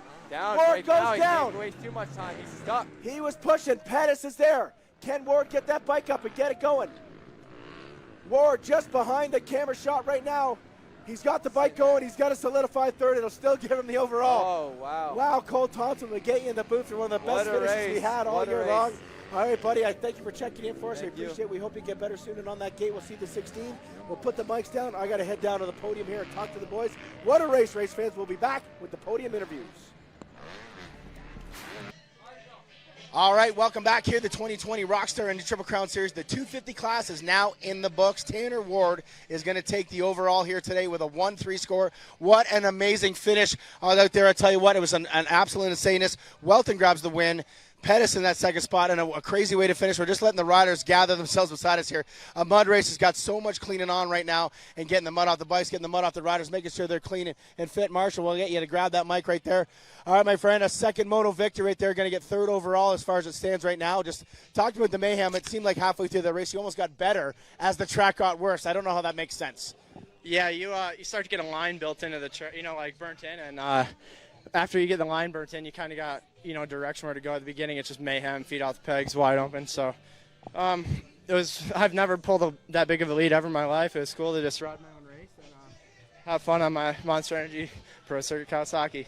That's going to give you third overall with an 8-1. I mean, are you satisfied with that? I know it feels like today could have been a 1-1 day. A little bit of a bike issue in moto number 1, but a solid finish. And I think you got a couple of points towards the championship as well. Yeah. it's a frustrating moment when your bike shuts off 2 turns before the finish line. I was in 3rd position at the end there. Nobody's fault. I overrode the bike the whole race. I'll take responsibility for it. I fell. I had a huge domino effect in the first turn and wrecked everybody, so it's my own fault. And then I rode the bike way too hard the whole race, and I did it to myself. So I really got to give it up to my mechanic, Justin, and my team manager, Chad. They did an engine swap between races. They're the true MVPs. And also, I just want to give the shout-out to Brian Moreau. He's one of my best friends when I lived over in Europe, and he's really struggling right now. I just want to know that we're thinking about him. Awesome job, Marshall Walton. Put that mic down. Awesome job there, giving Brian Moreau a little bit of love as well. Injured in that Supercross series. They're going to bring in 2nd overall on the day. 2-2 for the day. Factory KTM Red Bull Thor Racing rider as well. Just step a little bit over that way there, Jess. Jess, the camera's on you right now, my friend, and a solid day. You know what's funny? We're talking, I had your teammate Cole Thompson in the booth. I'm like, he's going to go 2-2 today, and he's still going to gain points in the championship. Not usually the way that happens, but on days like this, it's the ones where you show up, you finish what you do, and you claim championships. Just tell me about it from your perspective. Yeah, for sure. Conditions like this, we kind of dealt with that last weekend, and then here it is again. Of course, it rains down on us, but hey, it's going to build the best champion at the end of the series, I believe. Sand, mud, dry. It's giving it all to us. So it's cool, 2-2 for 2nd overall. It's all about consistency at this point, and it's mentally been a tough week for me. So to come out 2nd overall, I really can't complain. Huge shout out to my whole team, the Factory Red Bull, KTM Thor Racing Team, Oakley, Mobius Braces, Marin Bikes, my mom and dad, everyone back home. Literally everyone on the team, man, they're so behind me, and we'll come back in a couple weeks and give it some more. Sounds good. Jess Pettis right now, put the mic there behind you. Congratulations, another 2-2 day, getting points in that championship. Now it's time to talk to the overall winner here today with a 1-3 moto score on the Honda Canada GDR Fox ride here. Tanner Ward put it in and laying it all the line on the last few feet of that moto. The buddy will stand you right back over there like that. We'll get the camera in here. Tanner, man, what a day for you out there. Unfortunately, we didn't get to talk to you after the moto win, but you get the overall regardless, and the face right there, the smile, everything. But you didn't even have to make that pass at the end, and you still went for it. Just give me your thoughts, my friend. This has got to be a big moment in the career, the first ever overall for you. Yeah, it's obviously like you said, I was going for the last lap. I wasn't sure if I had to get Jess for the overall, and I was gaining on him big, so I'm like, got nothing to lose. I knew I had a pretty good big gap behind me, and actually, like you said, I didn't get to come up here first moto, so the crew back at the pit said I had to go get the overall so I can come up here. So this means a lot to me, especially here at Walton. This one's for my brother. Yeah, you know what? That's where it comes from right there. And give me a little bit of talk on that last lap, dude. It was absolutely insane. Your legs came up, I bet you, at least 12, 15 times. You're just going for it. You wanted it, and you still got the overall. But, I feel like there's something maybe else out there they're pushing you. Yeah, exactly. I saw how much I caught Jess the last lap, or the second last lap, sorry. And I knew it was going to be tough to pass him. And then we got into lappers. I had no goggles, so I was getting, and right now the roost is like big clumps, so I was getting them to the eye. And but like you said, I wasn't sure if that was the overall, and I wasn't going to just sit behind him if that was the overall. I wanted to go for it and lay it out, and I did. I went down last corner, but I would have went back to the truck and been bummed if I didn't put it all on the line. Good job there. Good job, Tanner Ward overall. We're going to put that mic down right there. Wow, what a day right there. Going for it all along right there. Tanner Ward winning this one for his brother there. An amazing storyline there for sure. So, Tanner Ward, Jess Pettis, Marshall Walton, 1, 2, 3. The points a little bit tighter, but Tanner Ward gets it overall and shuts down the Jess Pettis streak. It's time to go to the 450s. One more to go. We'll be right back for commercial with the big dogs. Welcome back, everybody. We are live, ready to go here. 450 Moto number 2. You can see the number 2 right there, double goggling it for Moto number 2 here. The gate is about to drop for 450 action. Who's going to grab the RotoStreaming.com hole shot here in Moto number 2? It's down. Phil doesn't get a great jump. Sam Gaynor's teammate gets, Phil a little bit hot. Just parked 4 or 5 guys. That was like a brick poopy house right there. Smacked all those guys down. Just bowled them over. But once again, it's the OTSF guys up front. It would have been Phil 1, 2, and 3. And Phil, right in there. Those 3 guys. Wow, what a cleanup after that. What are they doing at the OTSF camp to figure this start out there? Just bowling over people. Phil Nicoletti jumps past his one teammate there, Sam Gaynor. But right now, the number 3, Sean Moffenbauer, wasn't too far behind that first moto. He's got the lead. All right, so Moffenbauer grabbing that RotoStreaming.com hole shot, or was it Gaynor that ended up squeezing it? I think it might have been Moffenbauer squeezing up the inside there. And look at this. Phil Nicoletti already into second spot and going for the lead. Wow. What a first few turns. That is a guy that's going for it and does not want to eat roost right there, Kyle Thompson. Just like your brother said, get up front, take advantage of the option or the opportunity and go for it. Wow, it's just impressive that Phil, almost going down off that start, collects himself, and he ends up in the lead here a few corners in. Nicoletti got a little bit of pressure here. Moff took that inside before the finish line section, was able to kind of creep back there. But, man, what a great position for these Rockstar OTSF riders. Able to get out front early, avoid some of the conflict going on behind him. And Moffenbauer seems like he gets comfortable right away. He sees Phil, the number 54, right there in front of him, and he gets comfortable. Matt Gerke sitting in that third spot, waiting for Dylan Wright. It looks like he's worked up to fifth already, Goldie. Right up into that fifth Here's spot. the replay of that start. Watch Phil Nicoletti coming in hot, collects that rear wheel, takes out Parker Eels, takes out Yannick Boucher. Yannick Boucher and Max Philippek also as well. And I want to say Gaynor might have got that whole shot here. We just kind of get him out of that frame. So we'll have to kind of get a check on that one there to see. But now it's Phil Nicoletti, Moff, and then Gerke. Look at that. He just ripped off a full set of goggles right there, Kyle. So we talked about the double goggle. Gerke rips him off. He's already ready to go. Yeah, so he just hucked him in the pond. Somebody's going to be going scuba diving for those things later. But, yeah, there, Nicoletti. And, man, Sean looking strong early on. They're already getting a little bit of a gap to Gerke. And then you see Dylan Wright. I was going to say Ward, but Dylan Wright jumping into that fourth spot already, looking a little bit more comfortable this time around in there. Number 5, look for him to get strong in this moto. Always good in these conditions, Tyler Medaglia. He needs to be strong in this moto right here. Often not a great start. Again, making that pass on Meston right now. Getting himself in. Whoa, Meston down. Meston, an awkward crash right there. Looks like he's up and okay. There's Gaynor going by. He's going to lose one spot. There is Piazza going by. O'Farrell going by. So a lot of spots right there, and what a great shot right there, showing the fact that no spectators in there. So you see that parking lot right there is full of traffic. Yeah, no spectators here, and look at Nicoletti getting by the mechanics area with a bit of a gap here. He's starting to pull a little bit of time on Sean Moffenbauer, but I gotta say, whatever OTSF did on this little week break here, the 5 days between rounds, it's paying off. These guys are buzzing around here. All right, so Rockstar Energy OTSF, Phil Nicoletti in the lead. Teammate Sean Moffenbauer, second spot. Monster Energy, Alpine Star, Pillar, Kawasaki, Pro Circuit, third spot. That's Matt Gerke, fourth spot. Honda Canada, GDR Fox right now, and up over the step up, no problem. Now, I feel like this moto could see a little bit of urgency from Dylan Wright because of that 7-point loss in moto number 1. If it ended right here, that would be 14 points he loses on the day. Yeah, so that would be a tough loss. But judging by these conditions, Goldie, they have tacked up a lot.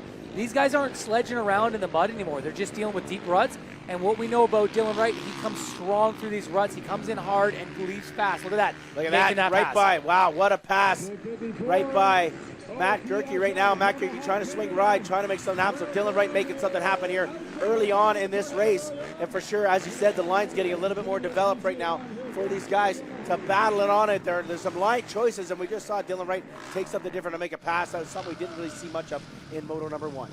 Yeah, so these guys are going to have to charge this track a little bit different than they did in that first moto. Obviously, the ruts are a little bit nasty. You see Dylan Wright couldn't even get that inside rut. He got swapped out. But they're going to have to push it a little harder. In the first one, they could be a little gingerly, kind of like use their paddles, get the feet going. But this one, it's going to be a lot faster, a lot better conditions for these guys, but just very challenging ruts after those 250s got off the track. All right, up over the natural double. Looking like doing it with ease right here. 250s, we saw Tanner Ward do it, Marshall Walton do it, I think, in that race. So the track obviously getting a little bit drier on that main line right there. So now, again, that urgency for Dylan Wright. Is this okay sitting at 30? Brings it back down to maybe only a 12-point loss as far as the day goes. But he sees the guys right now, and like your brother was saying, if you see that shark right there or you see that monk, chum in the water, you're going after it. Yeah, Dylan Wright is definitely a shark out there. He went on a 6-moto win streak, obviously coming to the stop in this first moto. Ryder's already down there. Meston, is it? No, that's not. That's not Keelan Meston, but yeah, it looks like Dylan Wright is starting to find his groove again, and that's scary for these guys up here in the front. All right, into the roller section. Moff battling bike. Moff looking like closed a little bit, but yeah, Dylan Wright starting to figure it out a little bit here early on in moto number 2. Whoa, get a little bit rear end saucy on that Honda, but he's going for it. The Honda Canada GR Fox red plate number 9 has got that throttle twisted right now. Whoa, lapper down in front. Wow, both riders able to get through there. Yeah, that got a little scary there for the number 9. Obviously, the lapper in that rut. But what you're seeing right now is Dylan Wright of what we've seen in the first 6 motos. He's very aggressive, coming to the corners hot, not afraid to do wicked up, and he got through that rhythm section doubling all the way and exited that double, which he gained a ton of ground there on the number 3. Look at Sean just bouncing around these lines. He's got Dylan all over his rear wheel here. Watch for Dylan to try to make a pass in this corner here. Dylan Wright's going to the inside. He did this last lap on Matt Gerke, but it was a bit slow on the entrance. The exit is where it picks it up. Look at this. Oh, another lapper in Raceway there again. Another lapper in Mott's way. Lappers all over the place. This is lap number 2, and they are already in the lap track. These guys are hauling the mail out here in this race. This could be a scary moto for these guys. They're coming up onto this lap traffic so hard, and they haven't passed the stripe. This is going to be the second. Oh my God, there's another one laying there. So it looks like, man, Nicoletti, I'm surprised he hasn't got away from these guys quite as much as I thought he would. Probably about a 3 to a 4 second lead.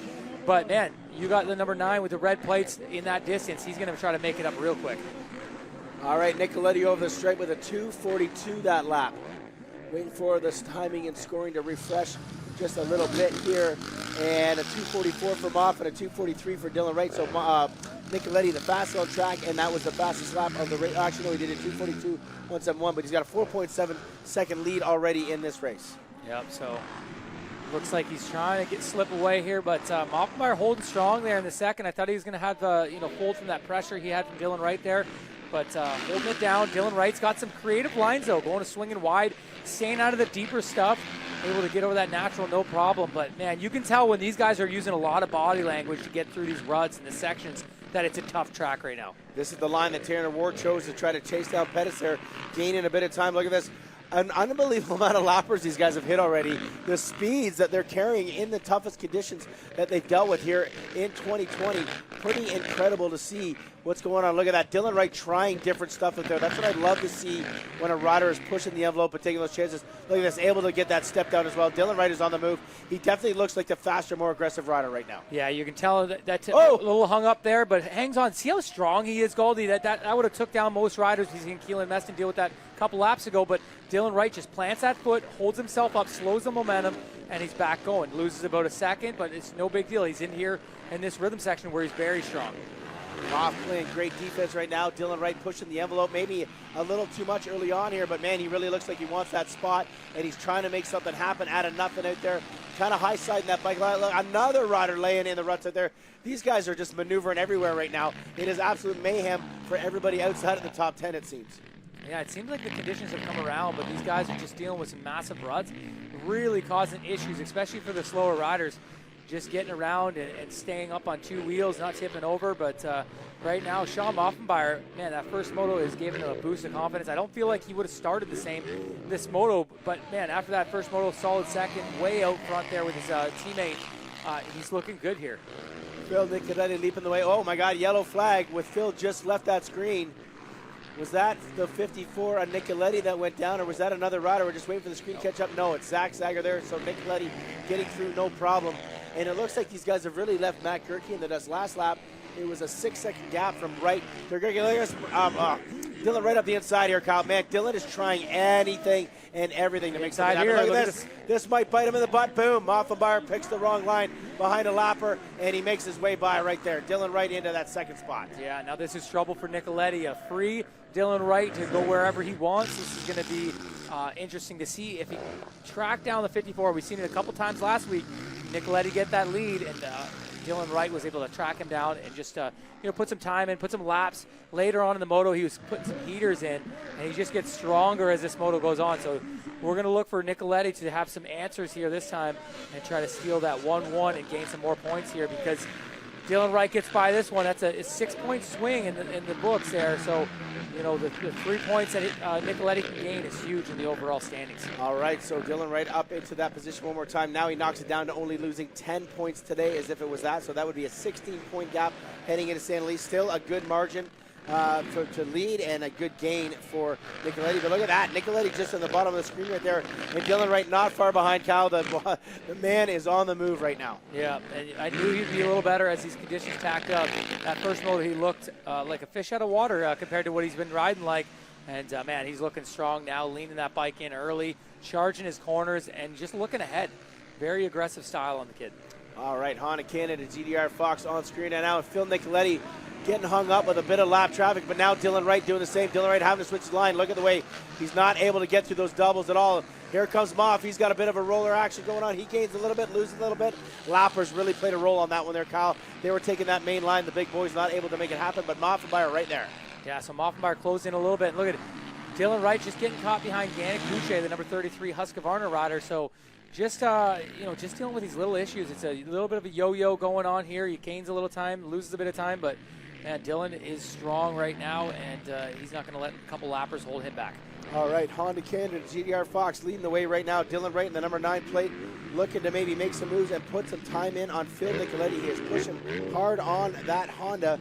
And man, he's the only rider doing different lines out there. Look at that. Now he's making his way out into the outside lines where the pack, that main line looks like it's really able to make it work a little bit better. Look at this.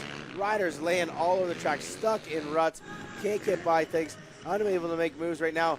Nicoletti looking like he's going to lap. I think that's Mitch Rempel right there, which sitting in about 13th position. So a great ride for Mitch Rempel out here on the 577. Yeah, so looking at Nicoletti, he's trying to get around Rempel, and he's just dealing with some issues of, taking some bad lines. I feel like Dylan Wright right now having to get by Moffenbauer. He's picked up a few lines that work better in these situations. So watch for Dylan Wright to start executing some like inside, maybe some outside lines that are just working a little bit better than Nicoletti's as they close that gap up here. And both riders just dropping the fastest laps of the race, a 237.0 for Dylan Wright and a 238.5 for Phil. So a second and a half, not quite a second and a half right there, but dropping some fast lap times on that thing. So once again, that main line starting to get cruised in there. Look at this. Dylan Wright is all over Phil Nicoletti right now. He is just outside of the screen here, Kyle. Yeah, you'll see how Phil deals with this pressure. Obviously, that first moto, man, he's gained a lot of ground here, Brian. Wow. Dylan Wright is all over the back end of Phil Nicoletti. Dylan Wright able to maybe see some different lines. Phil looks like he's just battling the track right now, not able to make anything work. Dylan Wright trying to make something go around the outside of Phil Nicoletti right now, and there he goes. What a pass for Dylan Wright. Just blows by Phil Nicoletti as if he was a lapper right there. Wow. Phil Nicoletti had no idea that Dylan Wright was right there. Yeah, now Phil needs to jump in here and learn some of these lines because obviously Dylan Wright having the fastest lap time and catching him out of nowhere, making that pass. So Phil needs to jump in here, try to get some lines, but already Dylan Wright has made a gap here over Nicoletti. Wow, what a recovery for Dylan Wright right there. That actually puts him into a 3rd overall position on the day if he was able to stay there once they refresh. Actually, I think it would refresh. He would end up getting 2nd overall, putting him off back to 3rd once it refreshes next lap. But right now, whoa, look at that. He's pushing it so fast right now. Remember last week when he got that lead for Tyler Riddell, he put in a lap time 5 seconds faster than him.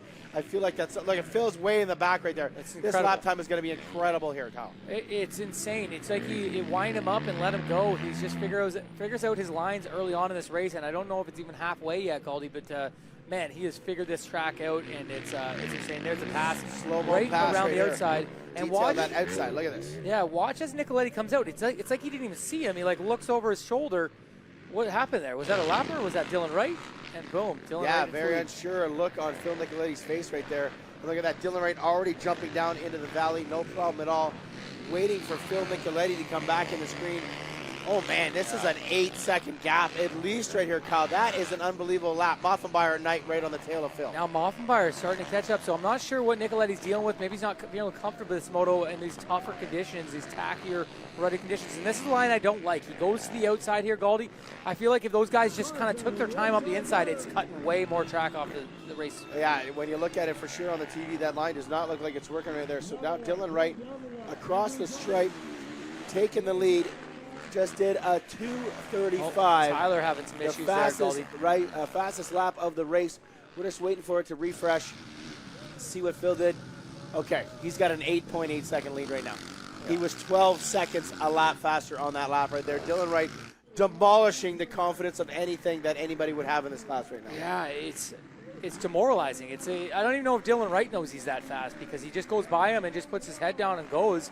And he just creates an 8-second gap within like half a track. So looks like there's a fender right in that rut, the Honda fender. And Nicoletti's still able to hold on to second. Looks like he's starting to pull back away from his teammate. But, man, what a bad lap for Phil, just trying to figure things out. And Dylan just zoning in on that 54 machine, stealing some valuable points back from the OTSF squad and really solidifying that red plate for the GDR Honda crew. And that would bring that down just to a 4-point gain for Phil now with that point swing and that pass. So what was looking quite promising after moto number 1 and even the beginning of this one here has taken a drastic turn in the championship. 4 points brings it down to 22. Still a very comfortable way for Dylan Wright, and what we keep seeing out of him is the unstoppable force right now. And unfortunately the streak of moto wins is done, and maybe the overall as well, but Dylan Wright showing once again that there's no doubt that he is the fastest guy in this series right now. Yeah, he is the most dominant guy in the series. Obviously having just one moto where he's not doing his best, but maybe that's a little weight off his shoulders. He didn't want to hold that streak down. He wanted to just kind of like be a little looser out there. And that fourth in the mud, maybe just something he needs, and then he's going to just buckle down. He's got 2 very good tracks coming up where he's strong. Obviously strong here at Walton and Gopher Dunes the previous rounds, but yeah, Sandali, Deschambault coming up here in a couple weeks and close out this series. And it's a shortened series, and I talked about it earlier. I talked about Phil, is we didn't see Phil come on strong until later on in the series, and you know, in 2019, he needs to get going right here. Battle on screen.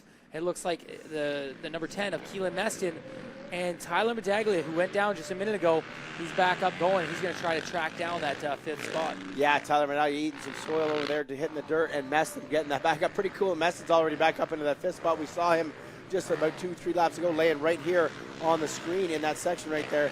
And but now Tyler Medaglia trying to chip away. So a little rundown of the top 10 bikes that have crossed the stripe here. Dylan Wright, Nicoletti, Moffenbauer, Gerke, Meston, top 5. Madags, Piazza, Gaynor, Eels, and O'Farrell are your top 10, and the only riders on the lead lap as far as I can see right now out in this race. So yes, 100% the only riders on the lead lap in this one. So once again, the boys of Dylan right now lapping up inside the top 10 of the riders here. Man, these guys are going so fast out there, Kyle. For a guy like Keelan Meston, is a 5th spot and a great ride. Yeah, he is long time off the pace of our leaders right now. It's crazy how that works. Yeah, it's crazy coming down that hill. You've seen his tires just catch that little rut coming down there, and it pushed him right out towards that pond. Able to save that, no problem, but it's awesome to see the Carlson Racing Husqvarna up there battling with these guys, and he seemed to kind of find his place there in that 5th, 6th range. Obviously, Tyler Medaglia, he's going to battle back after that crash and to see how he does. But right here on screen, it looks like Liam O'Farrell, who's up in that top 10. He's in 10th, he is about to get lapped by Dylan Wright, and we actually had the halfway board out. I didn't realize when Dylan Wright came by, he pulled out the halfway board. So halfway through this race, halfway to another moto win for Dylan Wright, and maybe are getting into that top 3 overall and really chipping away on that big points gap that Phil had on him after moto number 1 with a 7 points gap, now down to just 4. So what looked like was going to be a day for Phil's title chances opening back up again have really turned into something other than kind of a day of like, well, I guess we'll just take what we get. Yeah, and that battle that just went by our window there, Keelan Meston and Tyler Medaglia really battling out for that 5th spot. So Dylan Wright running away with this one, looking like his old self. Obviously had off moto there, that last one finishing 4th, which is crazy to think an off moto would be 4th in his rookie season. Yeah.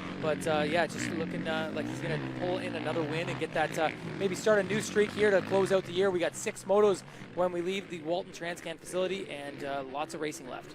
All right, on screen, Dylan Wright, no problem whatsoever there, up over the step-up jump. Currently sitting in that 1st position, doing lap times many seconds faster than the best. Look at this battle for that 5th spot you're talking about. Madags all over the back end of the Carlson Racing Husqvarna. Look at this, a mistake by Meston kind of opens the door, but then Madags has a mistake. It's like all of a sudden these guys get the power down, and then something happens out here. The track really just comes out of nowhere and grabs them. Yeah, and then they got to deal with lappers just when they think they're in the clear. So Meston and Medaglia choose to go outside, away from that inside lapper. Looks like Ryan Barry just getting up that step up. Both these guys starting to jump that tricky step down right into that old start line area. All right, so Meston and Madags, no problem right now. Madags all over the back end of here, but just, again, I bet you their line choice and what to find it there. Well, that's what the difficult part is, trying to find somewhere where they can go out here to make a pass on one of the other riders that are in front of them, obviously. Phil Nicoletti actually going across the finish line just in front of us right now, so still sitting in that 2nd spot. Moffenbauer out there as well, and then your battle on screen right here. This is 5th and 6th currently in this 450 moto number 2. Great job by Meston out there. Now overall as it stands, Kyle, it'll be Phil Nicoletti, Dylan Wright, Sean Moffenbauer, Matt Gerke, Tyler Medaglia, Keelan Meston, Sam Gaynor, Bobby Piazza, Liam O'Farrell, and Parker Eels. Yeah, you got to be pumped for the number 3, Sean Moffenbauer, getting up there and going to close this moto out. He can get his first first podium this year, and really set the tone for the next few rounds. We've seen that last year where Sean got that podium there. Prince George had some bad luck in the mud, but he actually got hurt and wasn't able to compete in some of the East Coast races. So, man, already looking strong with 6 motos to go after this one. So look for Sean to really bite down on his confidence and this momentum he has, especially with a couple gunslingers behind him. He's beaten Tyler Medaglia, Matt Gerke, those guys and getting around Sam Gaynor early on. So, man, huge confidence boost for the number 3, but man, nobody's got more confidence than this red-plated number 9. Yeah, this guy's on a roll right now. There is no stopping him whatsoever. And look at, he's got the whoops down, no problem. Double, double, double all the way through there and just charging. Like I said, pushing the envelope. Once again, last lap, he was another 3 seconds ahead, or sorry, a lap faster than Phil or anybody else on the track right there at 2:41. Now got a 16.7 second lead here in moto number 2. Again, Dylan Wright proving that speed is no issue out here on that Honda Canada GDR Fox ride. The number 9 shining bright on the back there. And that's what the competition's only seeing this year, the number 9 on the back of that jersey, Kyle. Yeah, no, he's been untouchable. Just looking at the fastest lap of this moto, 2:33.8 for Dylan Wright. That is a smoking lap time for today. Obviously, we've seen times well over the 3-minute mark early on in the day. So, man, these guys have gotten fast out here, and especially the Honda bike. If he had to figure he was going to come back after that 4th and really put a statement ride in, like, you guys got lucky that one.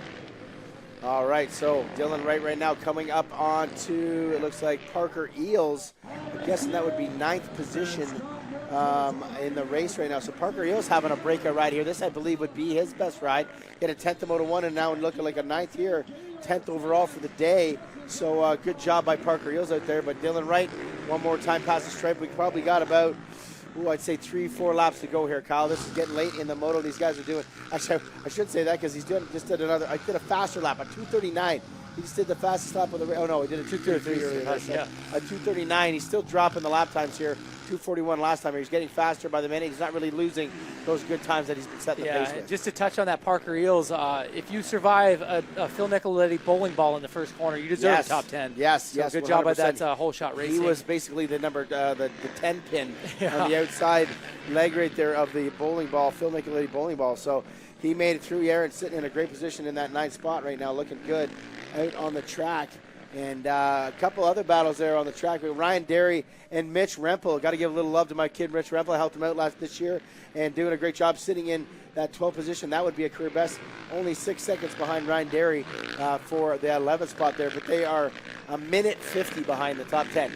That's a big margin. That is a huge margin there. And the top 10, yeah, especially, it just gets so spread out in these conditions. And we've seen it last weekend. We dealt with the rain a bit. Obviously, the conditions got very ruddy near the end of the day there on the Sunday, but I feel like it's still mud conditions here today.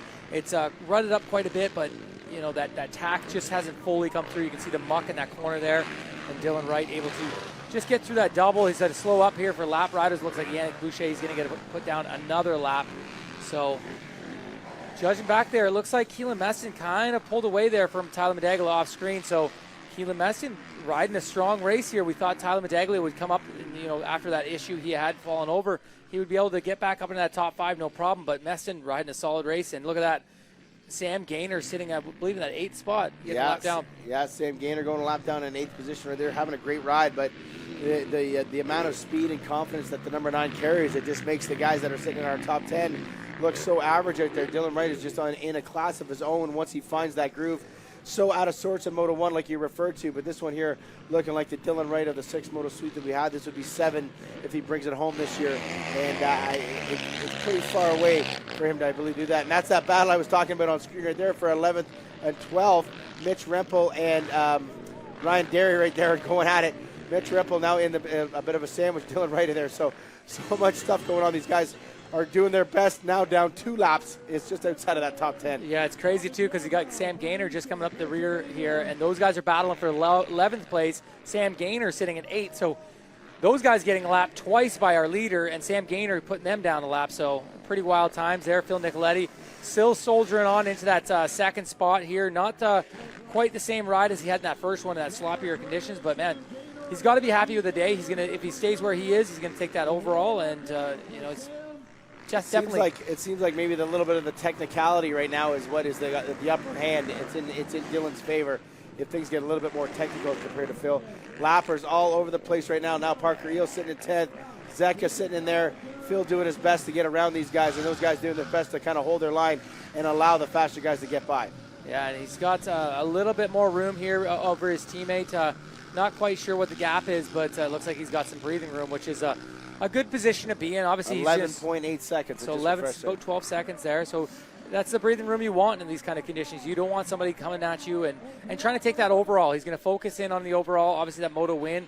It'd have to take a big mistake out of Dylan Wright for Phil to win this moto, but the overall is right in reach here, and it'll be the first of the year. Whoa, whoa. Look at him. Just legs off, boot buckle snapped out there. Look at this in that battle. Is that Keelan Meston up on a Gurkey? It is. Wow. Keelan Meston has made up a bunch of time. Great job for our TV crew in there getting this battle. So that is the battle for 4th and 5th right now. Keelan Meston on the Carlson race in Husqvarna looking to steal some points and some thunder out of the Matt Gurkey train. Yeah, that's incredible there. Keelan Meston having a ride. You know, a couple years ago we seen him have a great ride at Wild Rose, but this ride right here would probably trump that. He's looking down the barrel of a 4th place finish in this moto. I'm not sure what his overall would shake up to be, Galdi, but man, solid riding out of Keelan Meston. We've seen him go down earlier, but he's been on rails ever since. All right, so Keelan Meston really finding some groove late in the action here. His last lap time, 2:44.9, actually faster than Phil's lap time in second spot. So Keelan Meston on a mojo here, but Dylan Wright still doing 2:42, so he's still in his 8 zone. Phil Nicolay 24 seconds back now of first position. Sorry, but look at this Gurkey, Meston, and is that T-Dags right behind him? Yeah, T-Dags right behind him. So Meston in a Kawasaki sandwich here. The Husqvarna is the meat of this sandwich, but man, it's like a Swiss cheese in a green breaded sandwich right there. I like it. Look at that. It's Tyler Medaglia fighting. And now a little motivation for Tyler, obviously battling with Keelan Meston. He's like, what am I doing? I beat this guy normally, but now he's got a motivation. Hey, there's my teammate right there. We're not doing too bad here, Keelan. Let's go and get around this Kawasaki and move up into 4th. And there, Keelan Meston grabs that 4th spot. Awesome riding out of the number 10. And then Matt Gurkey lands, gets the drive. No, Meston going to shut the door, play the defense. So Meston up into 4th position late here in moto number 2 on that Carlson race in Husqvarna. That doesn't change the overall outlook of much anything at all, but a couple of extra points there for the number 10, and of course a little bit of confidence that comes with it as well. It's got to feel good there for Meston right now. And look at this, Gurkey making a big mistake. He's off track right now, and his teammate's going to get him as well. Wow, unreal. So Gurkey just not having the great laps, but he did the right thing here. Got back on the track, the safest spot he could, and obviously Medaglia making that pass, so no gain for Gurkey there. But man, Meston, I can't say enough about this Carlson racing. He's rode all week there. I think he ended up winning that youth championship and bringing that boat of confidence in here to this pro moto. And man, right in front of Medaglia. Medaglia's been breathing down his neck for the last 4 laps, and he hasn't folded under that pressure. No, Tyler Medaglia pushing the envelope here as well. So looking for the number 5 to maybe just kind of chip away at this Meston sort of lead. And he's probably been following Meston's lines because Meston has been going so good in these last few laps here. So Keelan Meston with slow-mo up here. We're going to talk about that pass here, and there it is. Matt Gurkey just getting a little bit saucy on that side of the track, Kyle, and lost all that momentum. Yeah, all that momentum. Trying to get back on the safest spot. Man, what a shock to the system, though. Trying to just kind of lay up and have a good moto, and he just got zapped by 2 riders in a real quick fashion. So Meston still holding down that 4th spot. Medaglia trying to truck back in there. But you see Gurkey looks like he's got a second win. Maybe he'll get back up to the rear fender of his teammate and challenge this top 5 here. Meston looking good. Carlson racing an SF FXR Husqvarna ride. 4th spot. I want to say that this would be his career best. I know he's got a couple of 5ths before. We'd have to look up the old stat sheet on that one. But a great job thus far. Matt Gurkey losing a little bit of time like that. But the battle on track, looking to see when our leader passes the stripe in front of us here. 2-lap board. Got to be coming out anytime soon here, I want to say, Kyle, for Dylan Wright on the Honda Canada. But the battle, the action is between T-Dags, the 5, and Meston, the 10 out here. And this is where, oh, look at that. She shuts the door this lap. I was going to say, Tyler had a bit of a line here that last lap. But there he is. He closed it in again, but unable to pull the trigger. And now lap traffic coming in the way. Meston goes wide. Whoa, really opens the door for T-Dags. Is this going to be where it is? Oh, T-Dags, you can't get the power down, Kyle. Man, that line is deceiving when he comes in. It looks like T-Dags has that shorter way around, but that steep face there, Galdi, coming out of that section really slows the momentum, and Keelan just drives right around the outside.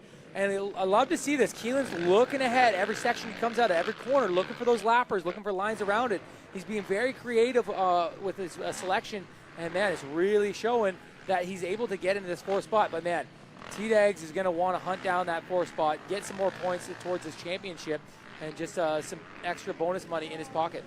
These guys got about 2.5 laps to go. Dylan Wright is across the stripe. He's got the 2-lap port out, so he's got about 1.5 laps to go in his books there. Look at that. Meston butters the roller section, double through it, and pulls about 4 or 5 seconds, or sorry, 4 or 5 bike lengths on Tyler Medaglia there. So Tyler's going to have to chip away again.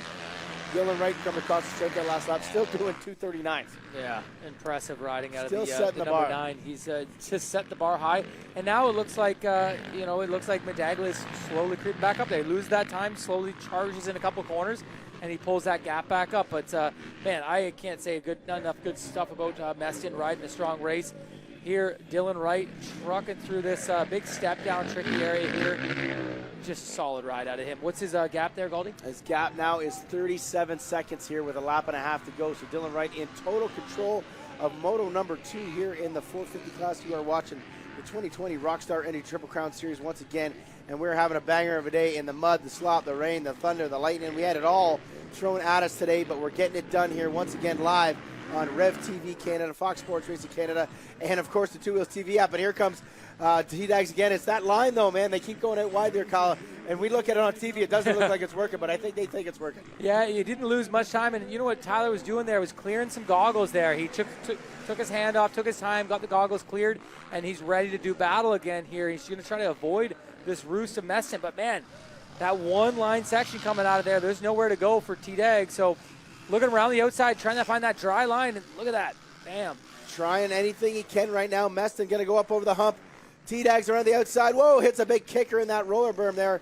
Still able to make it happen. So coming up to that natural double, maybe is this where T-Dags maybe goes inside, tries to pull the trigger on this obstacle right here.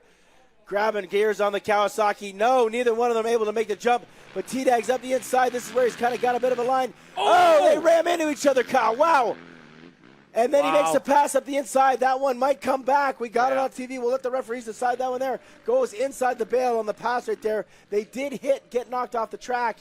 We'll have to take a look at that one later on there, but T-Dags makes a pass right now. Yeah, that's going to be a tough situation. To be honest with you, it should have been maybe let up and let him back in there, but we'll have to see. That's not our decision here. We just see what we see. But, man, a little bit of smoke came out of one of the bikes there when they hit, so I'm not sure what happened. It looks like T-Dags maybe a little smoke, maybe a little oil coming out of there, cracked something, but it'll be interesting to see. I just kind of see like a little bit of oil streak there. Those guys definitely hit hard, and it was no fault of their own, but it looked like Meston just kind of slid right into that main line, and T-Dags was driving hard up that inside. So back to that leader there, the number 9. We've seen it 6 times before. This is the 7th moto he's going for, and his white flag is out. He is a half a track away from another moto win. And 38-second gap here, just cruising along here. He can, and right there, this is the pass. Meston just losing traction. Boom, they hit. Nobody injured though, and there.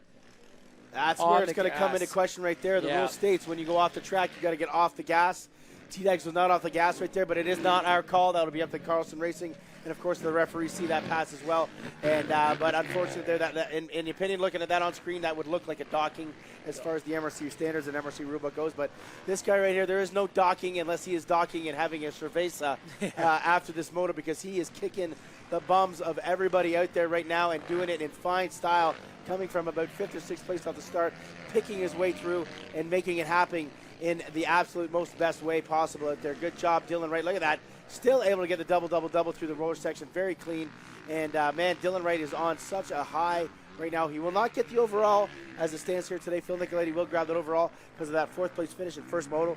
But in this moto here, this is no doubt the the biggest margin of victory thus far out of his 7 moto wins. Yeah, so he usually gets out to about a 15-second lead, Galdi, and kind of just manages it from there. But he's just laid the hammer down the halfway through this race, and he's just pulled a big gap. So he's about 3 corners away from the checkered flags and another moto win. But, man, nothing but good stuff to say about the rookie number 9 on that GDR Fox Racing Honda bike.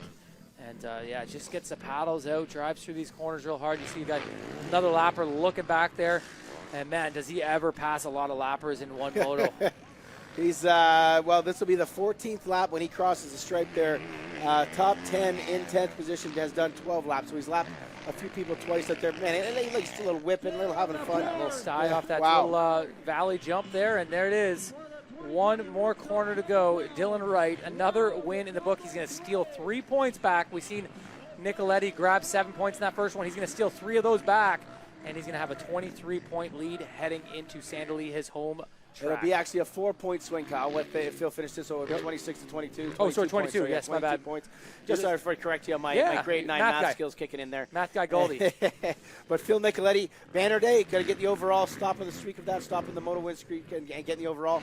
So this will make him feel good, but he's probably going to be a little bummed that he couldn't just hang in that moto. And once we let him know that he was more than 45 seconds back at the end of the race, and I'm sure that I'll poke the bear maybe at the campfire this evening or something like that. But a great ride, though, for the Rockstar Energy OTSF team right there. Going to gain 4 points towards that championship.